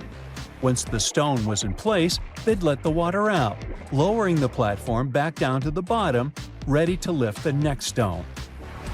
This fancy hydraulic lift system could have been a game changer, making the whole building process a lot faster and more efficient without using a lot of workforce. It is like the ancient Egyptians were already embracing the whole idea of work smarter, not harder. But of course, not everyone is on board with this theory. Some experts argue that the area where the step pyramid of Djoser was built couldn't have held enough water from occasional rains to maintain such a fancy hydraulic system. The main theory suggests that, in the past, there might have been some kind of lake nearby that would have filled up after a period of rain, and this lake could have supplied water to the complex's hydraulic system. But there is no mention of such a lake in any ancient Egyptian writings, so it might be more of a what-if situation than a reality. And then there's the issue of the hard work itself. Remember when I said this method could have allowed the ancient builders to raise stones with far less effort? Well, that might not be entirely true. According to some experts, just building this hydraulic device would have required a lot more heavy work than simply moving the stone blocks using good old-fashioned manpower. And let's not forget, the step pyramid of Djoser is like a baby pyramid compared to those that came later. The stones used for Djoser's pyramid weighed, on average, about 660 pounds each, which is nothing compared to the more than 2.5-ton blocks used later for the pyramid of Chephren. If this cool water lift theory gets completely ruled out, we still need to explain how this pyramid was built in the first place. To answer that, we need to rewind a bit and talk about the original plans. See, before Djoser's tomb became a pyramid, the idea was to construct a simple mastaba. This type of tomb was pretty common in earlier periods, a flat-roofed, rectangular structure with sloping sides. But after the original mastaba was finished, they decided to expand it a bit by adding more layers on top. And then they added even more layers, until the construction reached 6 distinctive steps, each one smaller than the previous. And they probably did all this by raising those heavy stones using ramps, not a water-powered elevator. There is still so much we don't know about the step pyramid of Djoser. More research is definitely needed to fully understand how this system worked, or if it even existed at all. But the idea of using water to help build the pyramid adds a whole new layer to our understanding of ancient Egyptian engineering. It's a powerful reminder of just how clever and resourceful those builders were, using the natural landscape and the power of water to create one of the most iconic monuments in history. Something strange is lurking beneath the sands of Giza, and scientists have no idea what it is. Archaeologists just found a hidden structure near the Great Pyramid using advanced ground scanning technology. What's inside? Nobody knows, but excavations are already underway. The Great Pyramid of Giza is one of the most famous monuments on Earth, but it doesn't stand alone. It's surrounded by an ancient necropolis, a massive royal graveyard filled with tombs and monuments. They belong to pharaohs, nobles, and other high-ranking officials. Most of these tombs are above the ground. They're called mastabas, rectangular, flat-roofed tombs built from limestone or mud brick, and they've been studied for decades. But from old movies, we know that these weren't simple graves. They have deep vertical shafts leading to underground burial chambers, where the past was sealed away for eternity. And recently, archaeologists found one curious empty space in the cemetery, a completely unexplored patch of ground. No mastabas, no visible ruins, nada. For years they ignored it, but between 2021 and 2023, they decided to investigate. They didn't dig though. Instead, they used a technology that kind of acts like X-rays for the ground. These radars let scientists see the secrets hidden there. And there was something hidden beneath the sand, something deliberately buried and forgotten. A 2-part underground structure. One part was shallow and L-shaped. It's about 33 feet long and buried just 6.5 feet deep. But below that, a deeper, more mysterious anomaly, a structure completely different from anything else in the area. They called it a highly resistive anomaly, which means it's dense and solid, likely made of stone, sand, or even metal. And still, no one has a clue what's inside it. Now, it's clear that humans made the L shape. It wasn't formed by nature. And the shallower structure might have been an entrance to whatever is hidden below. But they only have some theories about what might be hidden there. It's also filled with sand and gravel. It was probably deliberately backfilled after its construction, perhaps to preserve this. Why? Well, we don't know yet. The archaeological team will need to excavate to understand what exactly this thing was and why it was built. The first guess is a lost burial chamber. Many tombs in Giza have underground burial sites, but most have clear surface markers. This one, for some reason, has nothing, but it could be one of them. The second guess is an ancient offering chapel. Egyptologists know that some chapels were built in this shape, but usually they were above ground, not buried like this. And finally, it might be something we've never seen before. If this turns out to be a new type of structure, it could rewrite what we know about the burials of pharaohs. The only way to know for sure is to dig it up. And that's exactly what's happening right now. Excavations are already underway. Archaeologists are racing against time to uncover the truth. But there's a real danger there too. Giza's fragile ancient structures need to be handled carefully. Otherwise, they could be damaged beyond repair. So all we can do is wait for the truth. Now, these tombs always held fascinating mysteries. Unfortunately, we'll never learn tons of these mysteries because of some relentless tomb robbers. Egyptian tombs were built to guard the bodies for eternity. But that absolutely didn't stop people from breaking in and stealing everything valuable inside. They've been bothering these ancient sites for thousands of years, starting way back in Pharaoh's times. Many of the most famous tombs, including those in Giza, Saqqara, and the Valley of the Kings, were looted. It was a common practice in ancient Egypt. And they were serious about this whole thing. They dug secret tunnels to bypass traps and walls, bribed or threatened tomb workers to get inside knowledge, cracked open sarcophagi to grab gold, jewelry, and artifacts. And by the time modern archaeologists got to most of these tombs, they had already been picked clean. The reigning pharaohs got tired of this infuriating nonsense. The Valley of the Kings, the famous burial ground of Egyptian royalty, was supposed to be the ultimate safe zone. Tombs were built deep underground, hidden in the desert. Passages were sealed with giant stone blocks. False doors and traps were added to confuse thieves. Even curses were written on the walls, warnings of horrible endings for anyone who dared to disturb the tomb, which is exactly where we got all those horror stories about mummies from. Spoiler alert, none of it worked. Most tombs in the Valley of the Kings were fully robbed within 100 years of being sealed. Even King Tutankhamun's tomb, one of the most famous in history, was broken into twice in ancient times. Some of them decided to try and fight back.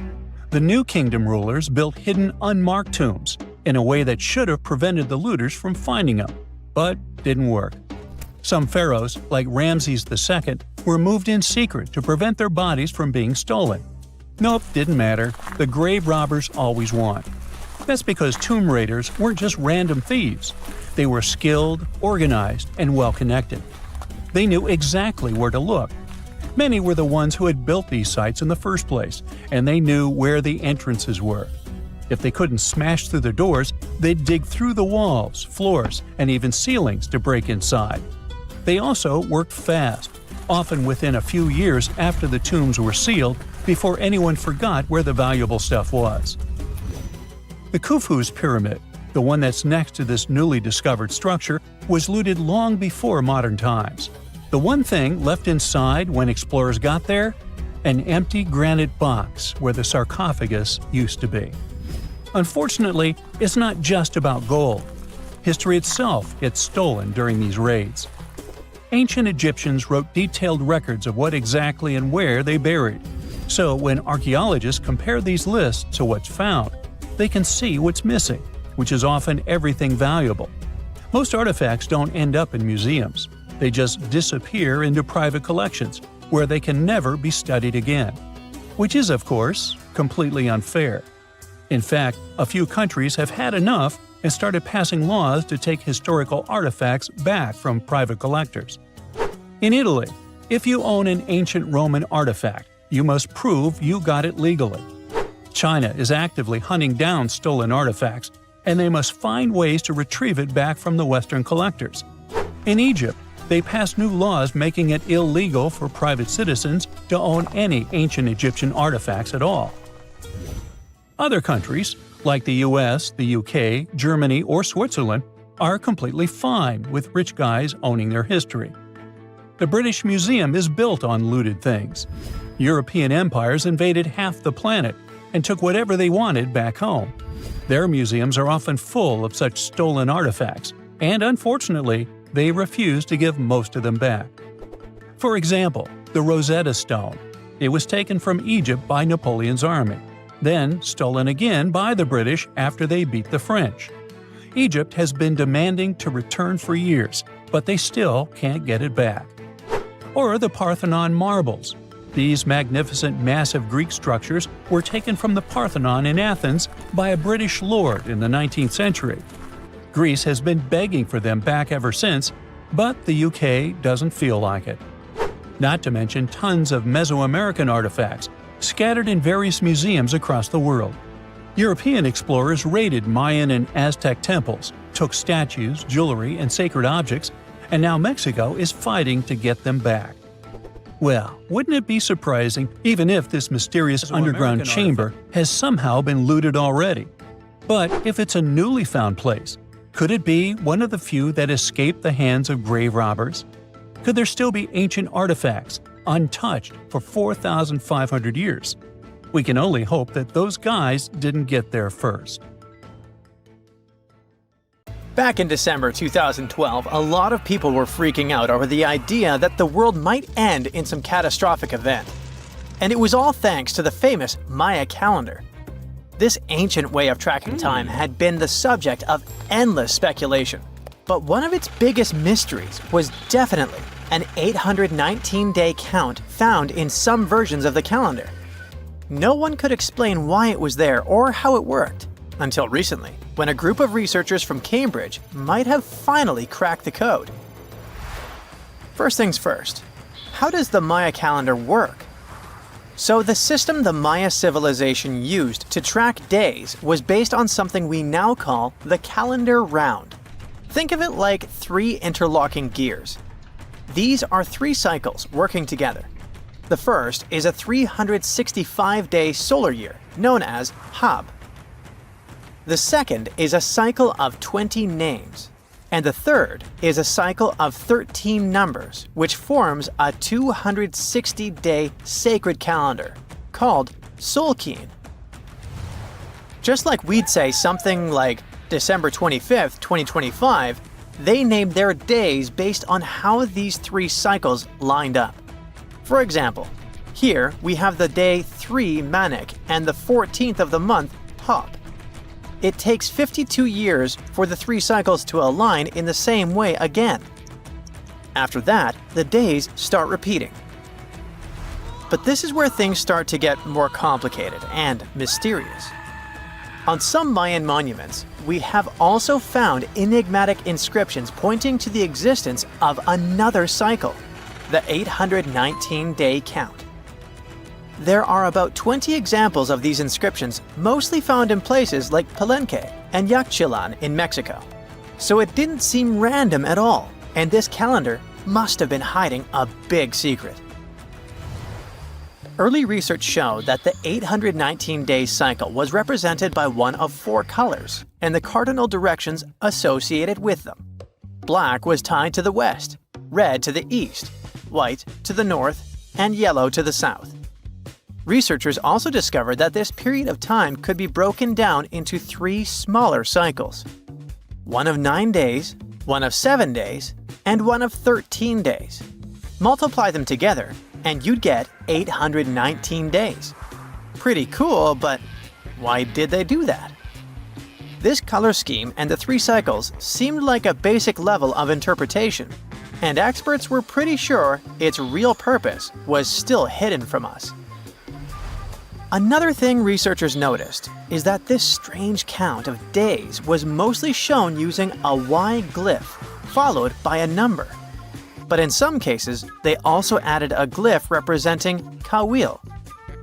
This was a powerful Maya deity, often associated with creation and lightning. He was usually symbolized by a torch coming out of his forehead, representing the spark of life. But in the 90s, a study suggested that when Kawil's inscription showed smoke and fire coming from his forehead, it could actually represent the planets Jupiter or Saturn, or maybe even both. Wait, that means that the 819 days count could be linked to both planets in some way. From there, research focused on figuring out what that link might be. The first conclusion is that this calendar might have helped the Maya track the movements of those planets in some way. Then they started noticing something interesting. These cycles could be specifically tied to the synodic periods of Jupiter and Saturn. By synodic periods, we mean the time it takes for a celestial body, like a planet, to return to the same or nearly the same position as seen from Earth. While this possibility was pretty exciting, something didn't quite add up. Each planet moves very differently, and trying to fit multiple planets into an 819-day span just didn't seem to work. In other words, this 4-part color-coded calendar system was simply too short to align perfectly with the synodic periods of the visible planets. So it looks like we're back to square one. This mystery had people scratching their heads for ages, until 2023, when specialists realized they might have been looking at it all wrong. Researchers actually needed to shift their perspective. Instead of seeing this system as 819 days, they needed to consider the number as representing timelines. And this period of time could be just a small part of a much, much bigger calendar. You see, as we said earlier, this cycle seemed to track the period when a planet became visible to people on Earth. To prove that these 819 cycles were timelines, not actual days, researchers needed a planet that could serve as a starting point to back up their theory. In this case, it was Mercury. And there's a pretty simple reason for that. Mercury's synodic period is 117 days, which fits perfectly into the calendar count. I mean, if you take 1819 and divide by 117, you get the number 7. So, Mercury is the only visible planet whose synodic cycle fits neatly into this period as whole numbers. Perfect. Now they had a solid starting point. From there, they needed to expand the calendar by increasing its length to 20 periods of 819 days. Suddenly, a pattern emerges. And just like that, all the synodic cycles of the planets fit perfectly into the system. For example, Saturn's synodic period from 378 days lines up perfectly after 6 819-day cycles. Venus aligns every 5 cycles. Jupiter every 19 cycles. And Mars, which takes the longest, needs 20 cycles. In other words, it takes about 45 years for Mars to align with the synodic periods of all visible planets. So, this is how researchers determined that the ancient civilization wasn't referring to days, but rather to timelines. The Maya astronomers came up with this count as part of a larger calendar system of 20 periods. But then a question comes up. Why was studying the synodic period so important to the Maya? Well, we don't have super specific answers about this mysterious calendar yet. But what we can say for sure is that the Maya truly believed in the powerful influence of the cosmos on daily life. So maybe they wanted to analyze how the movements of all the visible planets lined up with their other calendars. Of course, this system is just one part of the Maya's amazing and advanced understanding of astrology. And it wasn't just about using astrological cycles for planting and harvesting. They also had crazy specific knowledge, like how to predict solar eclipses. Archaeologists believe the Maya connection to the stars is reflected in the ruins of their world. Take the famous pyramid in the ancient city of Chichen Itza, located in Mexico's Yucatan Peninsula. If you look closely at the base of its staircase, you will see a snake's head carved in stone. But here's the coolest part. During the spring and fall equinoxes, when day and night are exactly the same length, the sun casts sharp, triangular shadows on the staircase. It creates the illusion of a snake slithering down the steps. Another example of how they use their knowledge of astronomy in their temples is in Tikal, Guatemala. Built around year 1 of the Common Era, this pyramid is considered one of the Mayas' earliest astronomical complexes. And its alignment and orientation allowed them to track and calculate solstices and equinoxes with incredible precision. The Maya were skilled skywatchers. Just like we have modern-day high-tech observatories with round domes, they had something similar. Meet El Caracol. The name means snail in Spanish and refers to the spiral staircase inside the tower.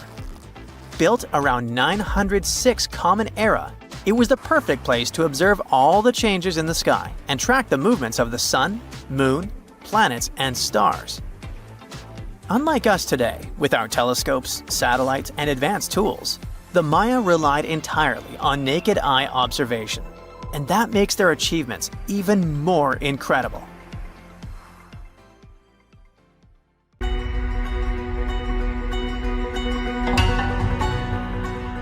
Take a look at these stones. They seem ordinary at first glance, just ancient slabs, ruins of some buildings.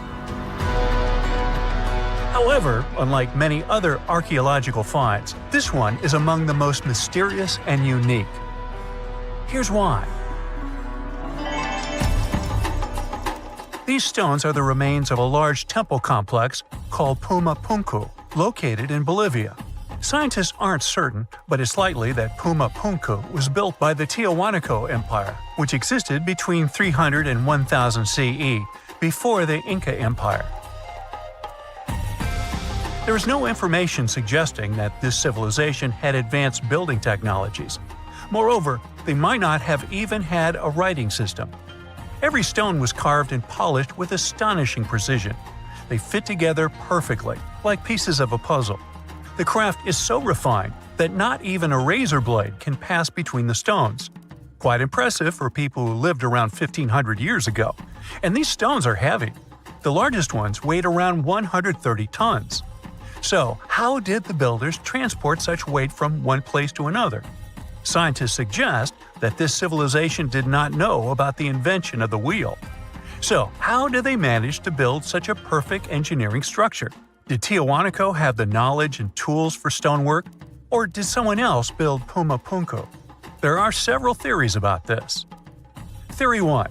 There was some advanced civilization that came to South America, interacted with Tiahuanaco, built this engineering marvel, and then left.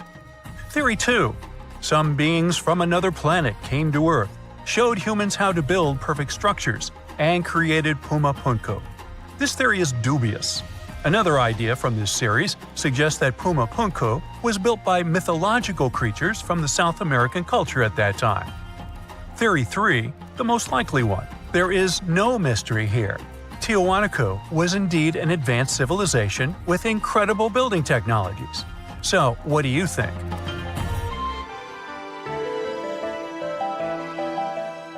Okay, we've seen some pretty rectangular stones used for building a temple.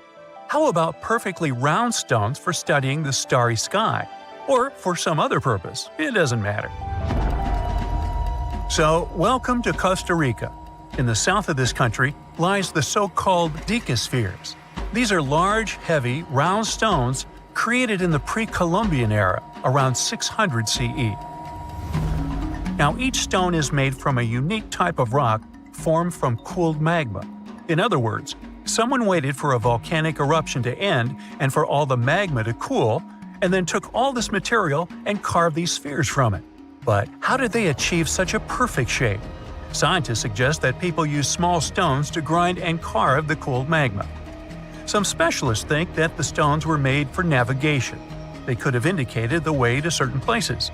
Another theory claims that the deca squares were used for astronomy. No one knows for sure.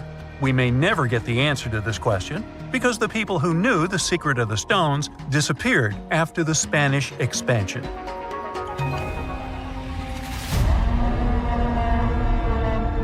So, let's continue our journey. See these cobblestones? Archaeologists still don't know why they're arranged along a long stretch of desert crossing Jordan and Israel. These strange stones form a chain of lines 40 miles long and have been here since around 300 BCE. Because they were discovered by pilots during flights about 100 years ago, some call these stones kites. One of the more popular theories suggests that people placed these structures here to lure animals into a pit where they could be caught. Apparently, ancient hunters knew the behavior of local fauna well, and were sure the animals would somehow walk along these stones, ending up in an open area with a pit where hunters could easily do their work. Perfectly smooth rectangular and square stones, round stones, stone traps for animals. What's next? How about a stone canvas or stone painting? To see this ancient artifact, we'll travel to Glasgow, Scotland, where archaeologists unearthed a stone slab created about 5,000 years ago. It is called the Cockno stone. The slab measures 43 by 26 feet, about half a basketball court. And this entire area is filled with strange swirling patterns that scientists call cup and ring marks. But what do they mean? As usual, scientists don't know for sure. But one theory suggests that the inscriptions on the stone are somehow related to astronomical phenomena, such as lunar or solar eclipses. Maybe it was a star map, or maybe people just wanted to create a work of art. In any case, there is another interesting fact related to the cup and ring marks. Scientists have found similar drawings in other prehistoric sites around the world. Okay, let's step away from mysterious stones and look at some other archaeological mysteries. Here is the approximate order of civilization development starting from 8000 BCE, according to scientists. First, people settle in one place and build a city or settlement there. Then they engage in agriculture, and after that, they build temples. But in 1994, archaeologists said, no, the order might have been different. What if people first built temples to worship higher mythical beings and only then built cities and engaged in agriculture? Let's go to Turkey, to the rural area of Göbekli Tepe, where in the mid-1990s, archaeologists discovered several stone pillars with carved animals on them. This ancient structure dates back to around the 10th millennium BCE. Now, this place is considered one of the oldest places of worship in the world. Most likely, it was built by semi-nomadic hunters who knew nothing about agriculture because it appeared in this region 5 centuries later. Now, scientists are wondering, is it true that such structures led to the settlement of the area? The answer to this question may help understand the mindset and development of humanity in many parts of our planet. So, would you like a scroll with the location of a treasure marked on it? You could say you already have one. Check it out yourself. Just Google the Copper Scroll Treasure. Download a high-resolution photo of the scroll and follow the instructions. Oops!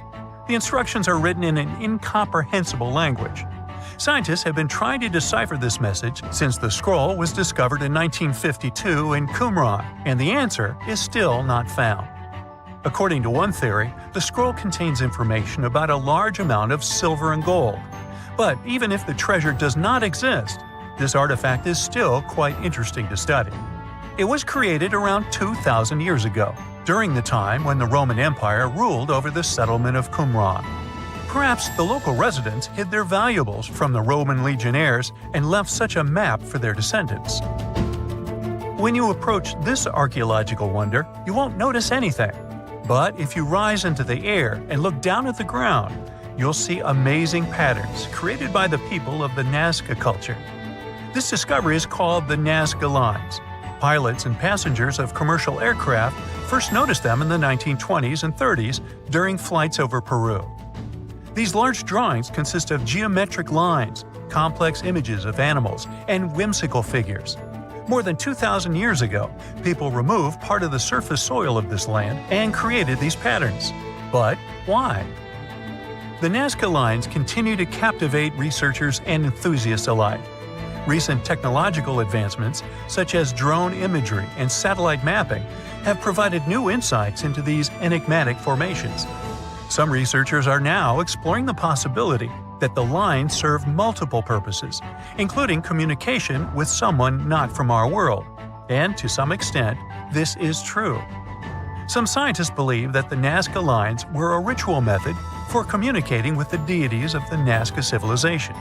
Studying these archaeological wonders not only enriches our knowledge of the past, but also inspires us to appreciate the ingenuity and creativity of the human spirit.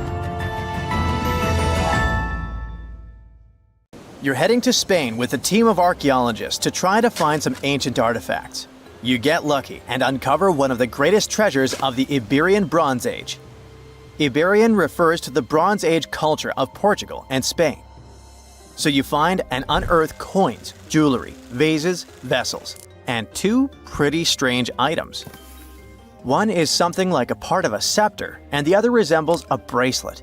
And you know what's strange about them? They're connected with space.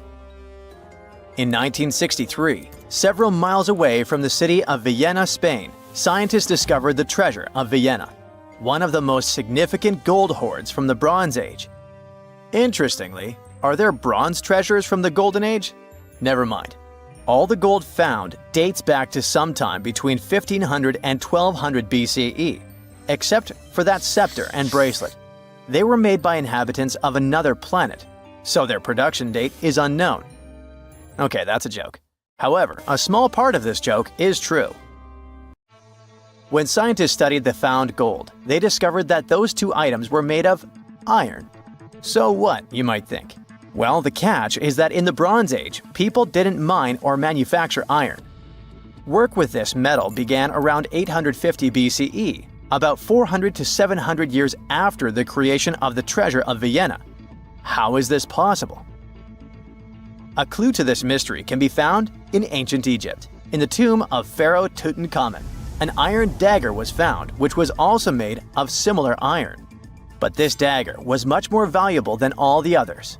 And that's because it was made from a space object, a meteorite. Yeah, that bracelet and scepter were also made of meteoritic iron. Its difference from Earth metal is that cosmic iron has a high nickel content, so it all makes sense. People from the Bronze Age couldn't mine iron from the deep bowels of our planet, but nothing prevented them from collecting iron falling from the sky. Just imagine how cool it is to have jewelry or a dagger made of material that has traveled millions of years through the vast expanses of space. Perhaps it even contains particles of an ancient extinct star. Today, these two artifacts from the treasure of Villena are the oldest recorded items in the Iberian Peninsula made of meteoritic iron. Now, with everything in its place, you can turn your attention to all the wealth of the treasure of Villena. It contains 66 items: bowls, bracelets, bottles, gold jewelry, 3 silver bottles, and an amber gold button. 22 pounds of ancient gold. People hid it, and only after 3,000 years we were able to discover it. This archaeologist's dream can be found in the Villena Museum, where exhibits from different time periods are presented, from prehistoric times like 50,000 years ago to the present day. Items from the Iberian period, from the Roman period, from the Arab civilization. You can find not only jewelry and coins, but there are also remnants of columns, ceramics, and other architectural artifacts. The collection is considered one of the most important prehistoric treasures of Europe. And the coolest thing is that you can see it all with your own eyes for just €2, which is about $2. Go to Villena, find the museum, and enjoy. Hey buddy, I heard you have a metal detector. Could you help me find a hammer I left somewhere in the field? Your old farmer friend asks.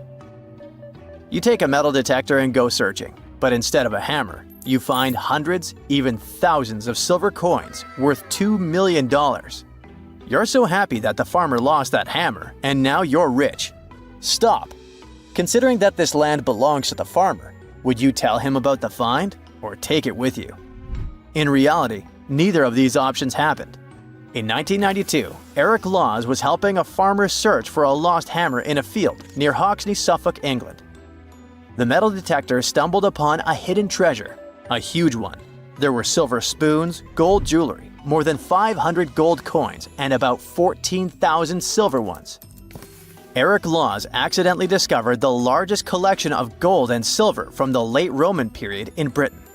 Unfortunately, or perhaps fortunately, he and the farmer didn't receive the treasure. It's now in the British Museum. Let's move away from the farmer's field to somewhere on the Mediterranean coast. Imagine you're a scuba diver. There was a strong storm yesterday, but now with the water calm, you dive in and discover the seabed covered with gold dinars. This story happened in 2015. The coins which the storm brought to the shore might have been minted even before the First Crusade that started in 1096. This collection is one of the most impressive archaeological finds in the world. All these treasures surely can make the heads of those who find them spin, but they end up in a museum. And that's a good thing, because such wealth can drive a person crazy. A metal detector and a diving suit helped people discover ancient treasures. What's next? How about a dog? Yes, it could be perhaps a great replacement for a metal detector, by the way. So in 2013, two people were walking their dog in Northern California on their property. Suddenly, they discovered a rusty can filled with coins minted from 1847 to 1894. There were about 1,500 coins, and they all were gold. Another chance for a carefree, rich future? Not this time. The find caused a lot of controversy among specialists. There was one version, according to which these coins could have been stolen from the US Mint. But later, the US Mint debunked this suggestion as they'd never had this gold in their storage. Anyway, it's interesting what the point was in hiding it all in someone else's yard. Some thief risked their freedom and life to get rich. When they succeeded, they just hid the coins as if they never existed. What a strange deal. Coins, jewelry, meteorite items, it's all cool. But let's end our video with something grand and epic. Archaeologists were conducting research near the Mediterranean coast of Egypt and discovered a treasure trove inside a sunken temple and sanctuary. Despite the waves, earthquakes, and seawater, the massive find was preserved in a not bad condition. The temple was built a very long time ago and collapsed in the middle of the 2nd century BCE. It was an important structure in ancient Egypt. People considered this place holy. Pharaohs came to the temple to seek help from the higher powers of Egyptian mythology to obtain titles for their rule. Titles of kings of the universe. For many people, this place was like the center of the universe, and now it lies forgotten on the seabed, almost ruined. Time spares nothing. Researchers found out the temple had been part of an ancient port city. A long time ago, an earthquake occurred in this area and destroyed the city. Tidal waves softened the ground and dragged the town into the Mediterranean Sea. While studying the temple, scientists found many secret treasures there: silver ceremonial instruments, gold jewelry, and alabaster vessels. In past times, people used them to store perfumes or greasy ointments called unguents. Perhaps in ancient Egypt, they weren't bad in the field of cosmetology. Near the temple, archaeologists discovered a Greek sanctuary. Apparently, the Greeks living in Egypt or coming here on business wanted to pay tribute to Aphrodite, so they created a small building in her honor. In that place, archaeologists found bronze and ceramic artifacts from different cultures. Scientists found out that the Greeks had permission to trade in the Egyptian city and even be its residents. It seems pharaohs living around 600 BCE were favorable to the Greeks. The profession of an archaeologist is very exciting. But what would you do if you found some ancient treasure? Before answering this question, find out what law applies to such finds in your country. In July 1990, 4 Czech guys decided to go on an adventure to find the Mongolian death worm, a creature that might have inspired the monster you've seen in the movie Doom. They say it lives somewhere deep in the Gobi Desert. So they flew to Mongolia, hopped into an ATV, and hired some local guides to help them.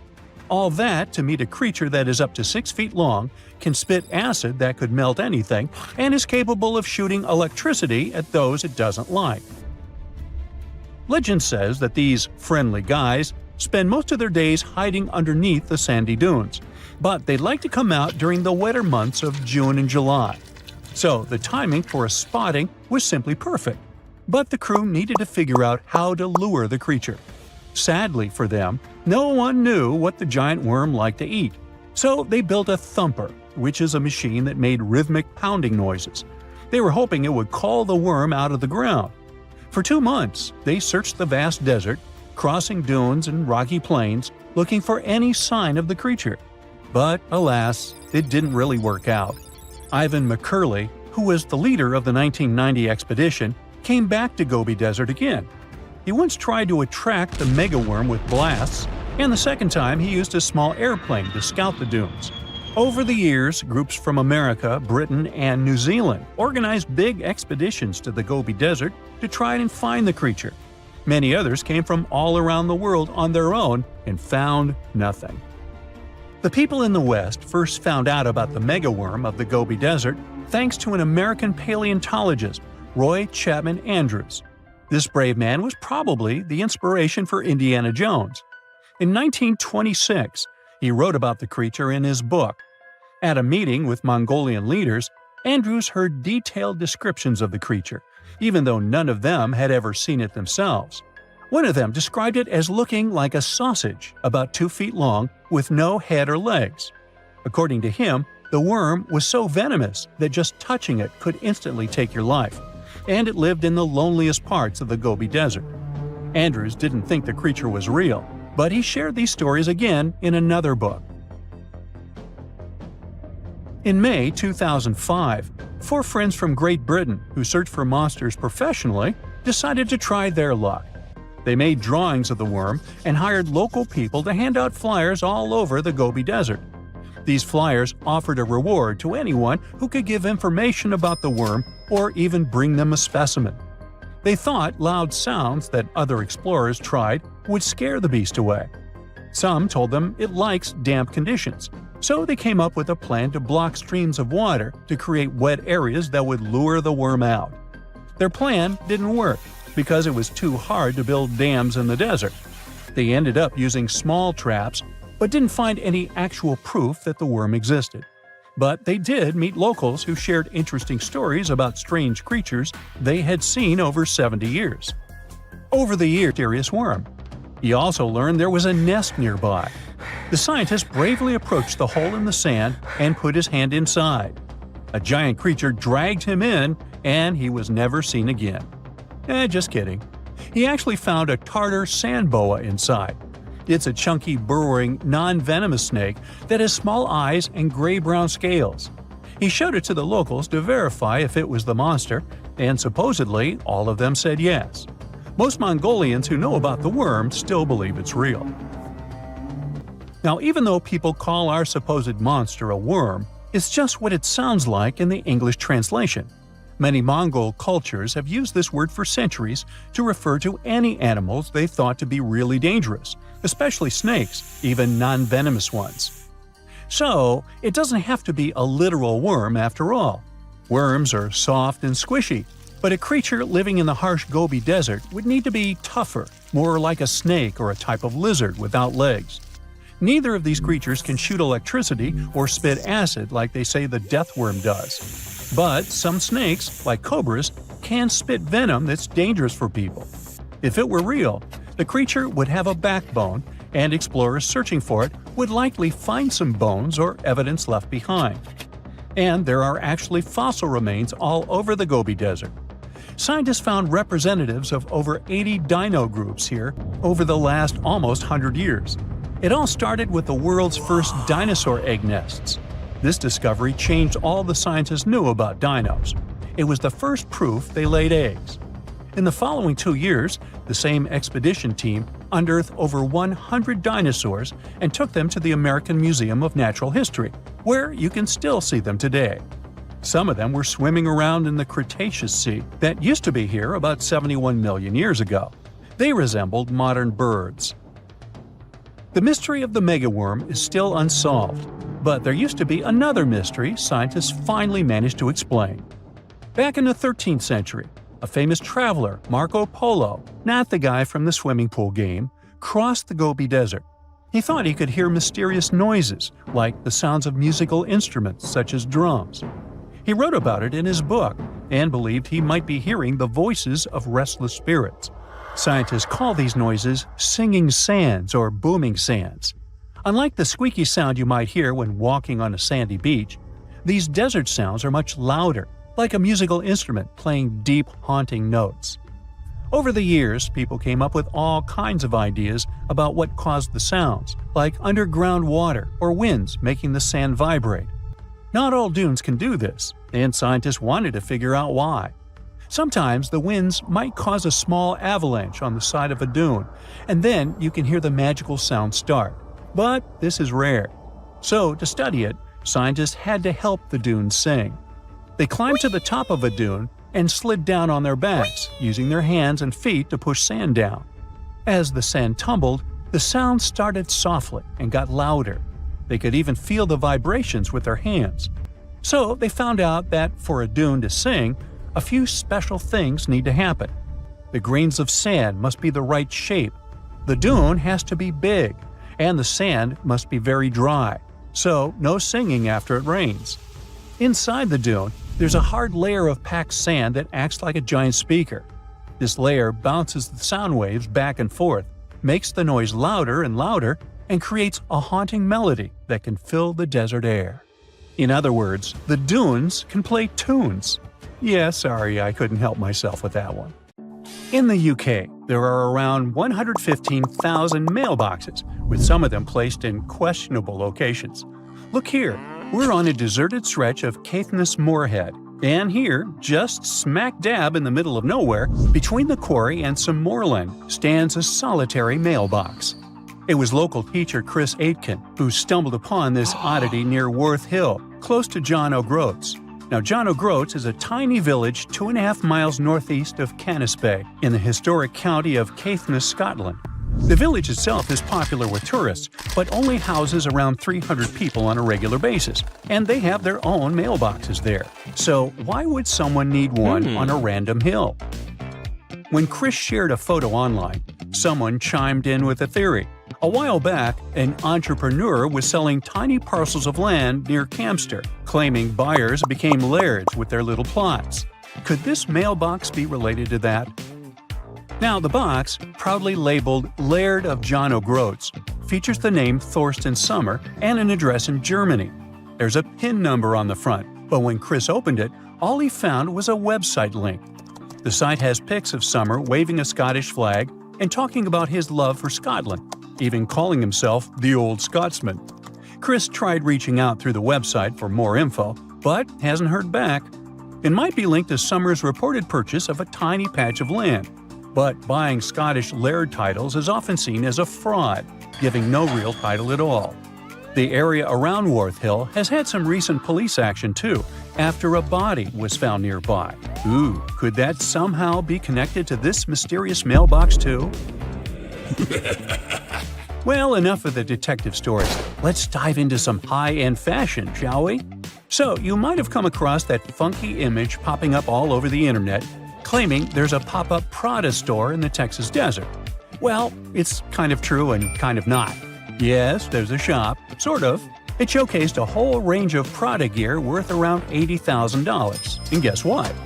Miuccia Prada herself handpicked the items. But still, you couldn't buy a single thing there. No cashiers, no shop assistants. It was like the place was permanently closed. The twist? It's actually an art installation. Made entirely of biodegradable materials, it was designed to gradually blend back into nature, taking a fun jab at our current consumer culture. But why display goods you can't actually buy? Well, it's a metaphor for the elusive charm of luxury. While it was meant to decay in peace, the hype surrounding it led to a surprising amount of foot traffic and even some chaos. After trying to fend off a few would-be thieves, the artist had to admit defeat. Now it's a hotspot for photos, drawing everyone from tourists to celebrities. Right, you can find a brand purse in the desert, but can you, let's say, find a car somewhere in Welsh caves? Well, the answer is yes, and let me tell you, it's not just one car, but many of them. The Cavern of Lost Souls is a well-known abandoned car cave tucked away in Wales. Once upon a time, it was a slate mine in Ceredigion, where workers pulled out tons of slate and transported it using narrow-gauge horse-drawn tramways. But as the mining industry faded away decades ago, the mine fell into a hush. If you dare go inside, which I personally do not recommend, you'll find two large chambers, but one is particularly noteworthy. The main chamber plunges around 65 feet deep and is mostly underwater, with just a small opening above. Since the mine shut down, locals and the council have taken advantage of that opening, tossing in all sorts of unwanted stuff. You'll find everything from fridges and TVs to even whole cars piled up in one corner. What makes the Cavern of Lost Souls special is the single beam of light that breaks through, casting its glow on the twisted heap of wrecked cars and metal. The water, when hit by that light, glows a stunning turquoise green, creating beautiful reflections of the cars and cavern walls on the still surface. Every now and then, a fragment of slate falls, shattering the quiet and sending ripples across the water. There was yet another weird find in Wales. A shiny 10-foot silver monolith recently popped up on Hay Bluff in Powys, Wales, and it's sparking a ton of curiosity. A local builder, Craig Muir, discovered it during his hike, and he described it as looking like it just dropped down from space. It's made of surgical steel, has no markings, and is super well crafted without visible welds. Muir's find is reminiscent of those mysterious monoliths that popped up worldwide in 2020, creating quite a buzz online. Local Richard Haynes suggested it could be some kind of scientific installation, but with national park rules against unauthorized structures, it might not be there for long. With no visible tracks around it, Muir speculated it could have been brought in by a group or even dropped from a helicopter. Now, this isn't the first strange monolith sighting. Similar ones have been spotted in Utah, the Isle of Wight, and even Glastonbury Tor, where one was humorously marked "Not Banksy." However, it could be easily him. The UK is the leading country in terms of the number of Banksy's pieces of art. As of 2023, there were 70 of them. No wonder, as he is reportedly British and was born in Bristol. The Atacama Desert in northern Chile, the driest non-polar desert on Earth, features a bizarre sight at kilometer mark 1309 on the Pan American Highway, a giant cement hand that towers 36 feet above the sand. Looks creepy, right? Well, worry not. It's not some creepy monster trying to grip you and take you to the netherworld. It's not an ancient relic from a lost civilization either. A professional sculptor created this quirky landmark back in 1992. Despite its remoteness, the hand is frequently targeted by graffiti, so local volunteers must clean it up twice a year. And by the way, it's not the only landmark of this kind. The very same sculptor also created a similar hand in Punta del Este, Uruguay, called Man Emerging to Life, and it represents the idea that a giant might be holding South America in a stone grip. Hey, works for me. Now check out this giant stone sphere hidden in the forest of Bosnia's Biosoko Valley. What do you think? Is it an ancient relic or a modern art installation? Share your thoughts in the comments. But to be completely frank with you, which I always am, nobody really knows for sure. Experts think this sphere, which measures around 10 feet across, is just a naturally occurring rock formation called a concretion. These iron-rich balls get their reddish color from the high iron content and form when mineral particles stick together over time. While concretions can take on some pretty wild shapes, the exact process of how they form is still a bit of a mystery. Then there's this archaeologist, often called the Bosnian Indiana Jones, who claims it's actually a man-made artifact from over 1,000 years ago. Spherical concretions aren't unique to Bosnia, though.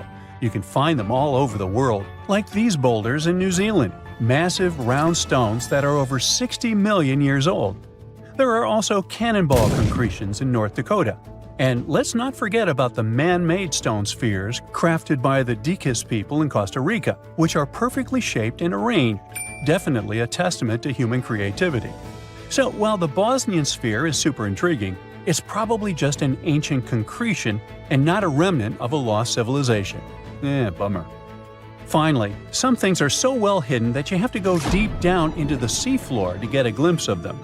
Once a hedonistic hotspot for the Roman elite, Baia was like the Las Vegas of its time, but now its ruins are submerged underwater. This resort city thrived on volcanic hot springs and attracted the likes of Nero and Caesar, who even built vacation villas there. However, in the 8th century, Baia lost a battle and was abandoned by 1500. As the water levels rose, much of the city was lost beneath the bay. Today, you can explore Baia's ancient ruins in one of the few underwater archaeological parks in the world. Hold your breath. There are mysterious plasma bubbles floating around the pyramids of Giza. As bizarre as that might sound, let's get one thing clear right off the bat. There's nothing extraterrestrial going on here.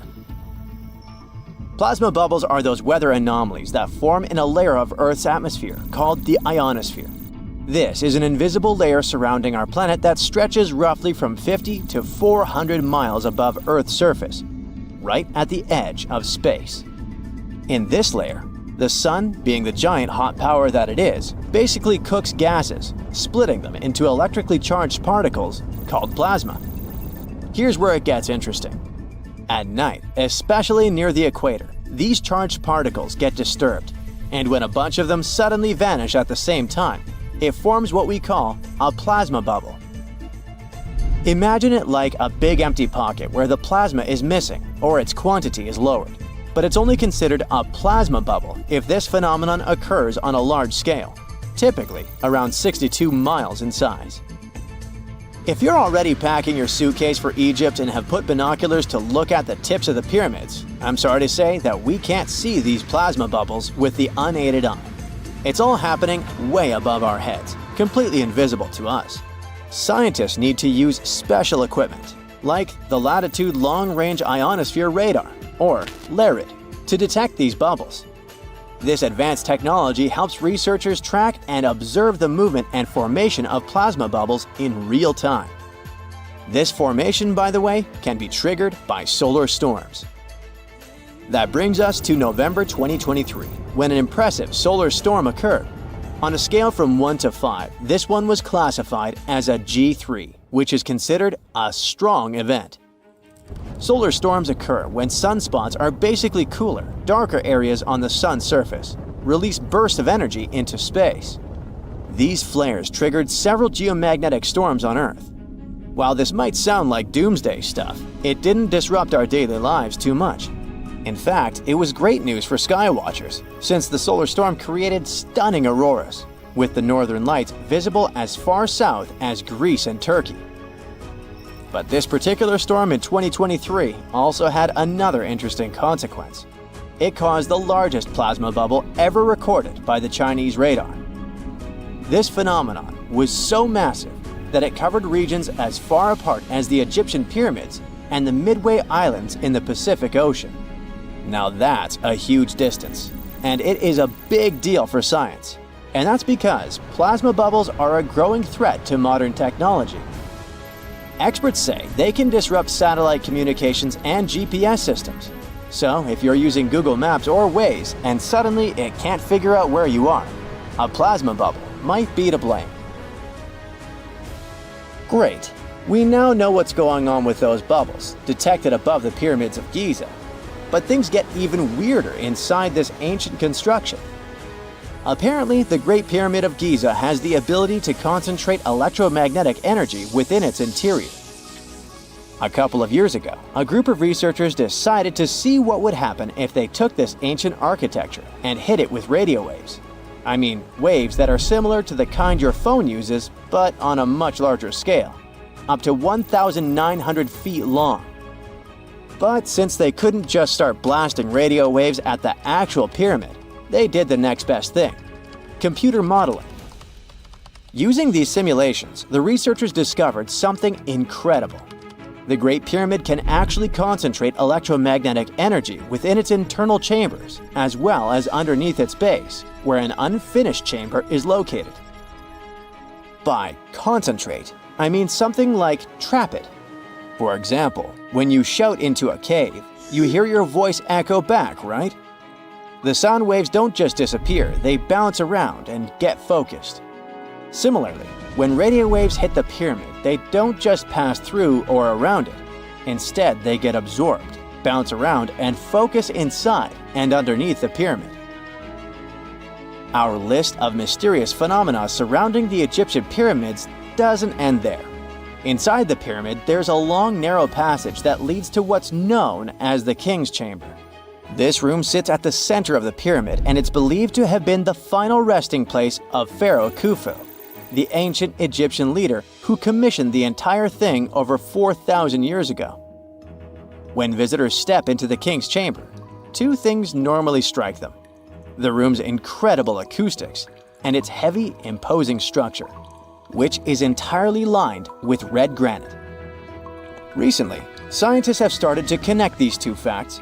Some researchers now believe that the King's Chamber might be able to catch or pick up sound energy generated from other parts of the pyramid. In other words, this room might have been designed to amplify sound in a way that no other chamber in the pyramid can. To test this theory, researchers conducted an experiment where they sang in the Queen's Chamber, which is located directly below the King's Chamber. Here's where it gets wild. The music couldn't be heard in the lower underground rooms of the pyramid, but it sounded loud and clear in the King's Chamber. One possible explanation for this is the type of stone used in the King's Chamber: pink granite.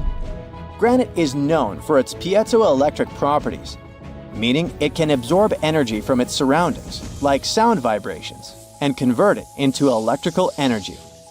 This suggests that the chamber's unique acoustics might be due to more than just the shape of the room. It could be that the granite itself plays a role in amplifying and concentrating sound waves. According to scientists, these discoveries open up a whole new field of research into the pyramid's potential. Could the ancient pyramids have somehow harnessed the energy created by sound waves, or even Earth's natural vibrations? It might sound far-fetched, but considering the granite's piezoelectric properties are well documented in modern science, it's not entirely impossible. Who knows? Maybe we've only just scratched the surface of what the pyramids were truly capable of. Speaking of just scratching the surface, there's even more to think about, like how the pyramids ended up in such a perfect location. It seems the builders lined up the Great Pyramid with the cardinal points, meaning its sides are almost perfectly aligned with the four main directions: north, south, east, and west. There are many theories about how they did it, but one study suggests that Egyptians might have used the fall equinox to achieve this perfect alignment. During the equinox, the sun rises and sets directly in the east and west. It probably made it easier for builders to use the sun's position as a guide. By watching the sun during this time, they could make sure the pyramids were positioned just right. If we think about all these strange things about the pyramids, I mean their perfect alignment, the ability to concentrate radio waves, and the materials used in the chambers that might generate electrical energy, could the real purpose of the pyramids actually be much more complex than just being tombs? Well, Nikola Tesla thought so. It is said that the famous inventor and engineer was kind of obsessed with the Egyptian pyramids, and he wondered if they might actually be giant energy transmitters. He believed the shape and position of the pyramids could help them function as huge generators, capable of producing free, limitless energy. Some researchers agree with Tesla and believe that these massive monuments might have been designed as giant power plants. According to their theory, builders could have figured out how to move ions, those electrically charged particles in the atmosphere, by placing materials like copper, gold, and silver around the pyramids. So, it's definitely possible that the ancient Egyptians created a sustainable, renewable power source. Although this is a very interesting thought, we haven't been able to confirm this theory, and the true purpose of the pyramids remain one of humanity's biggest mysteries.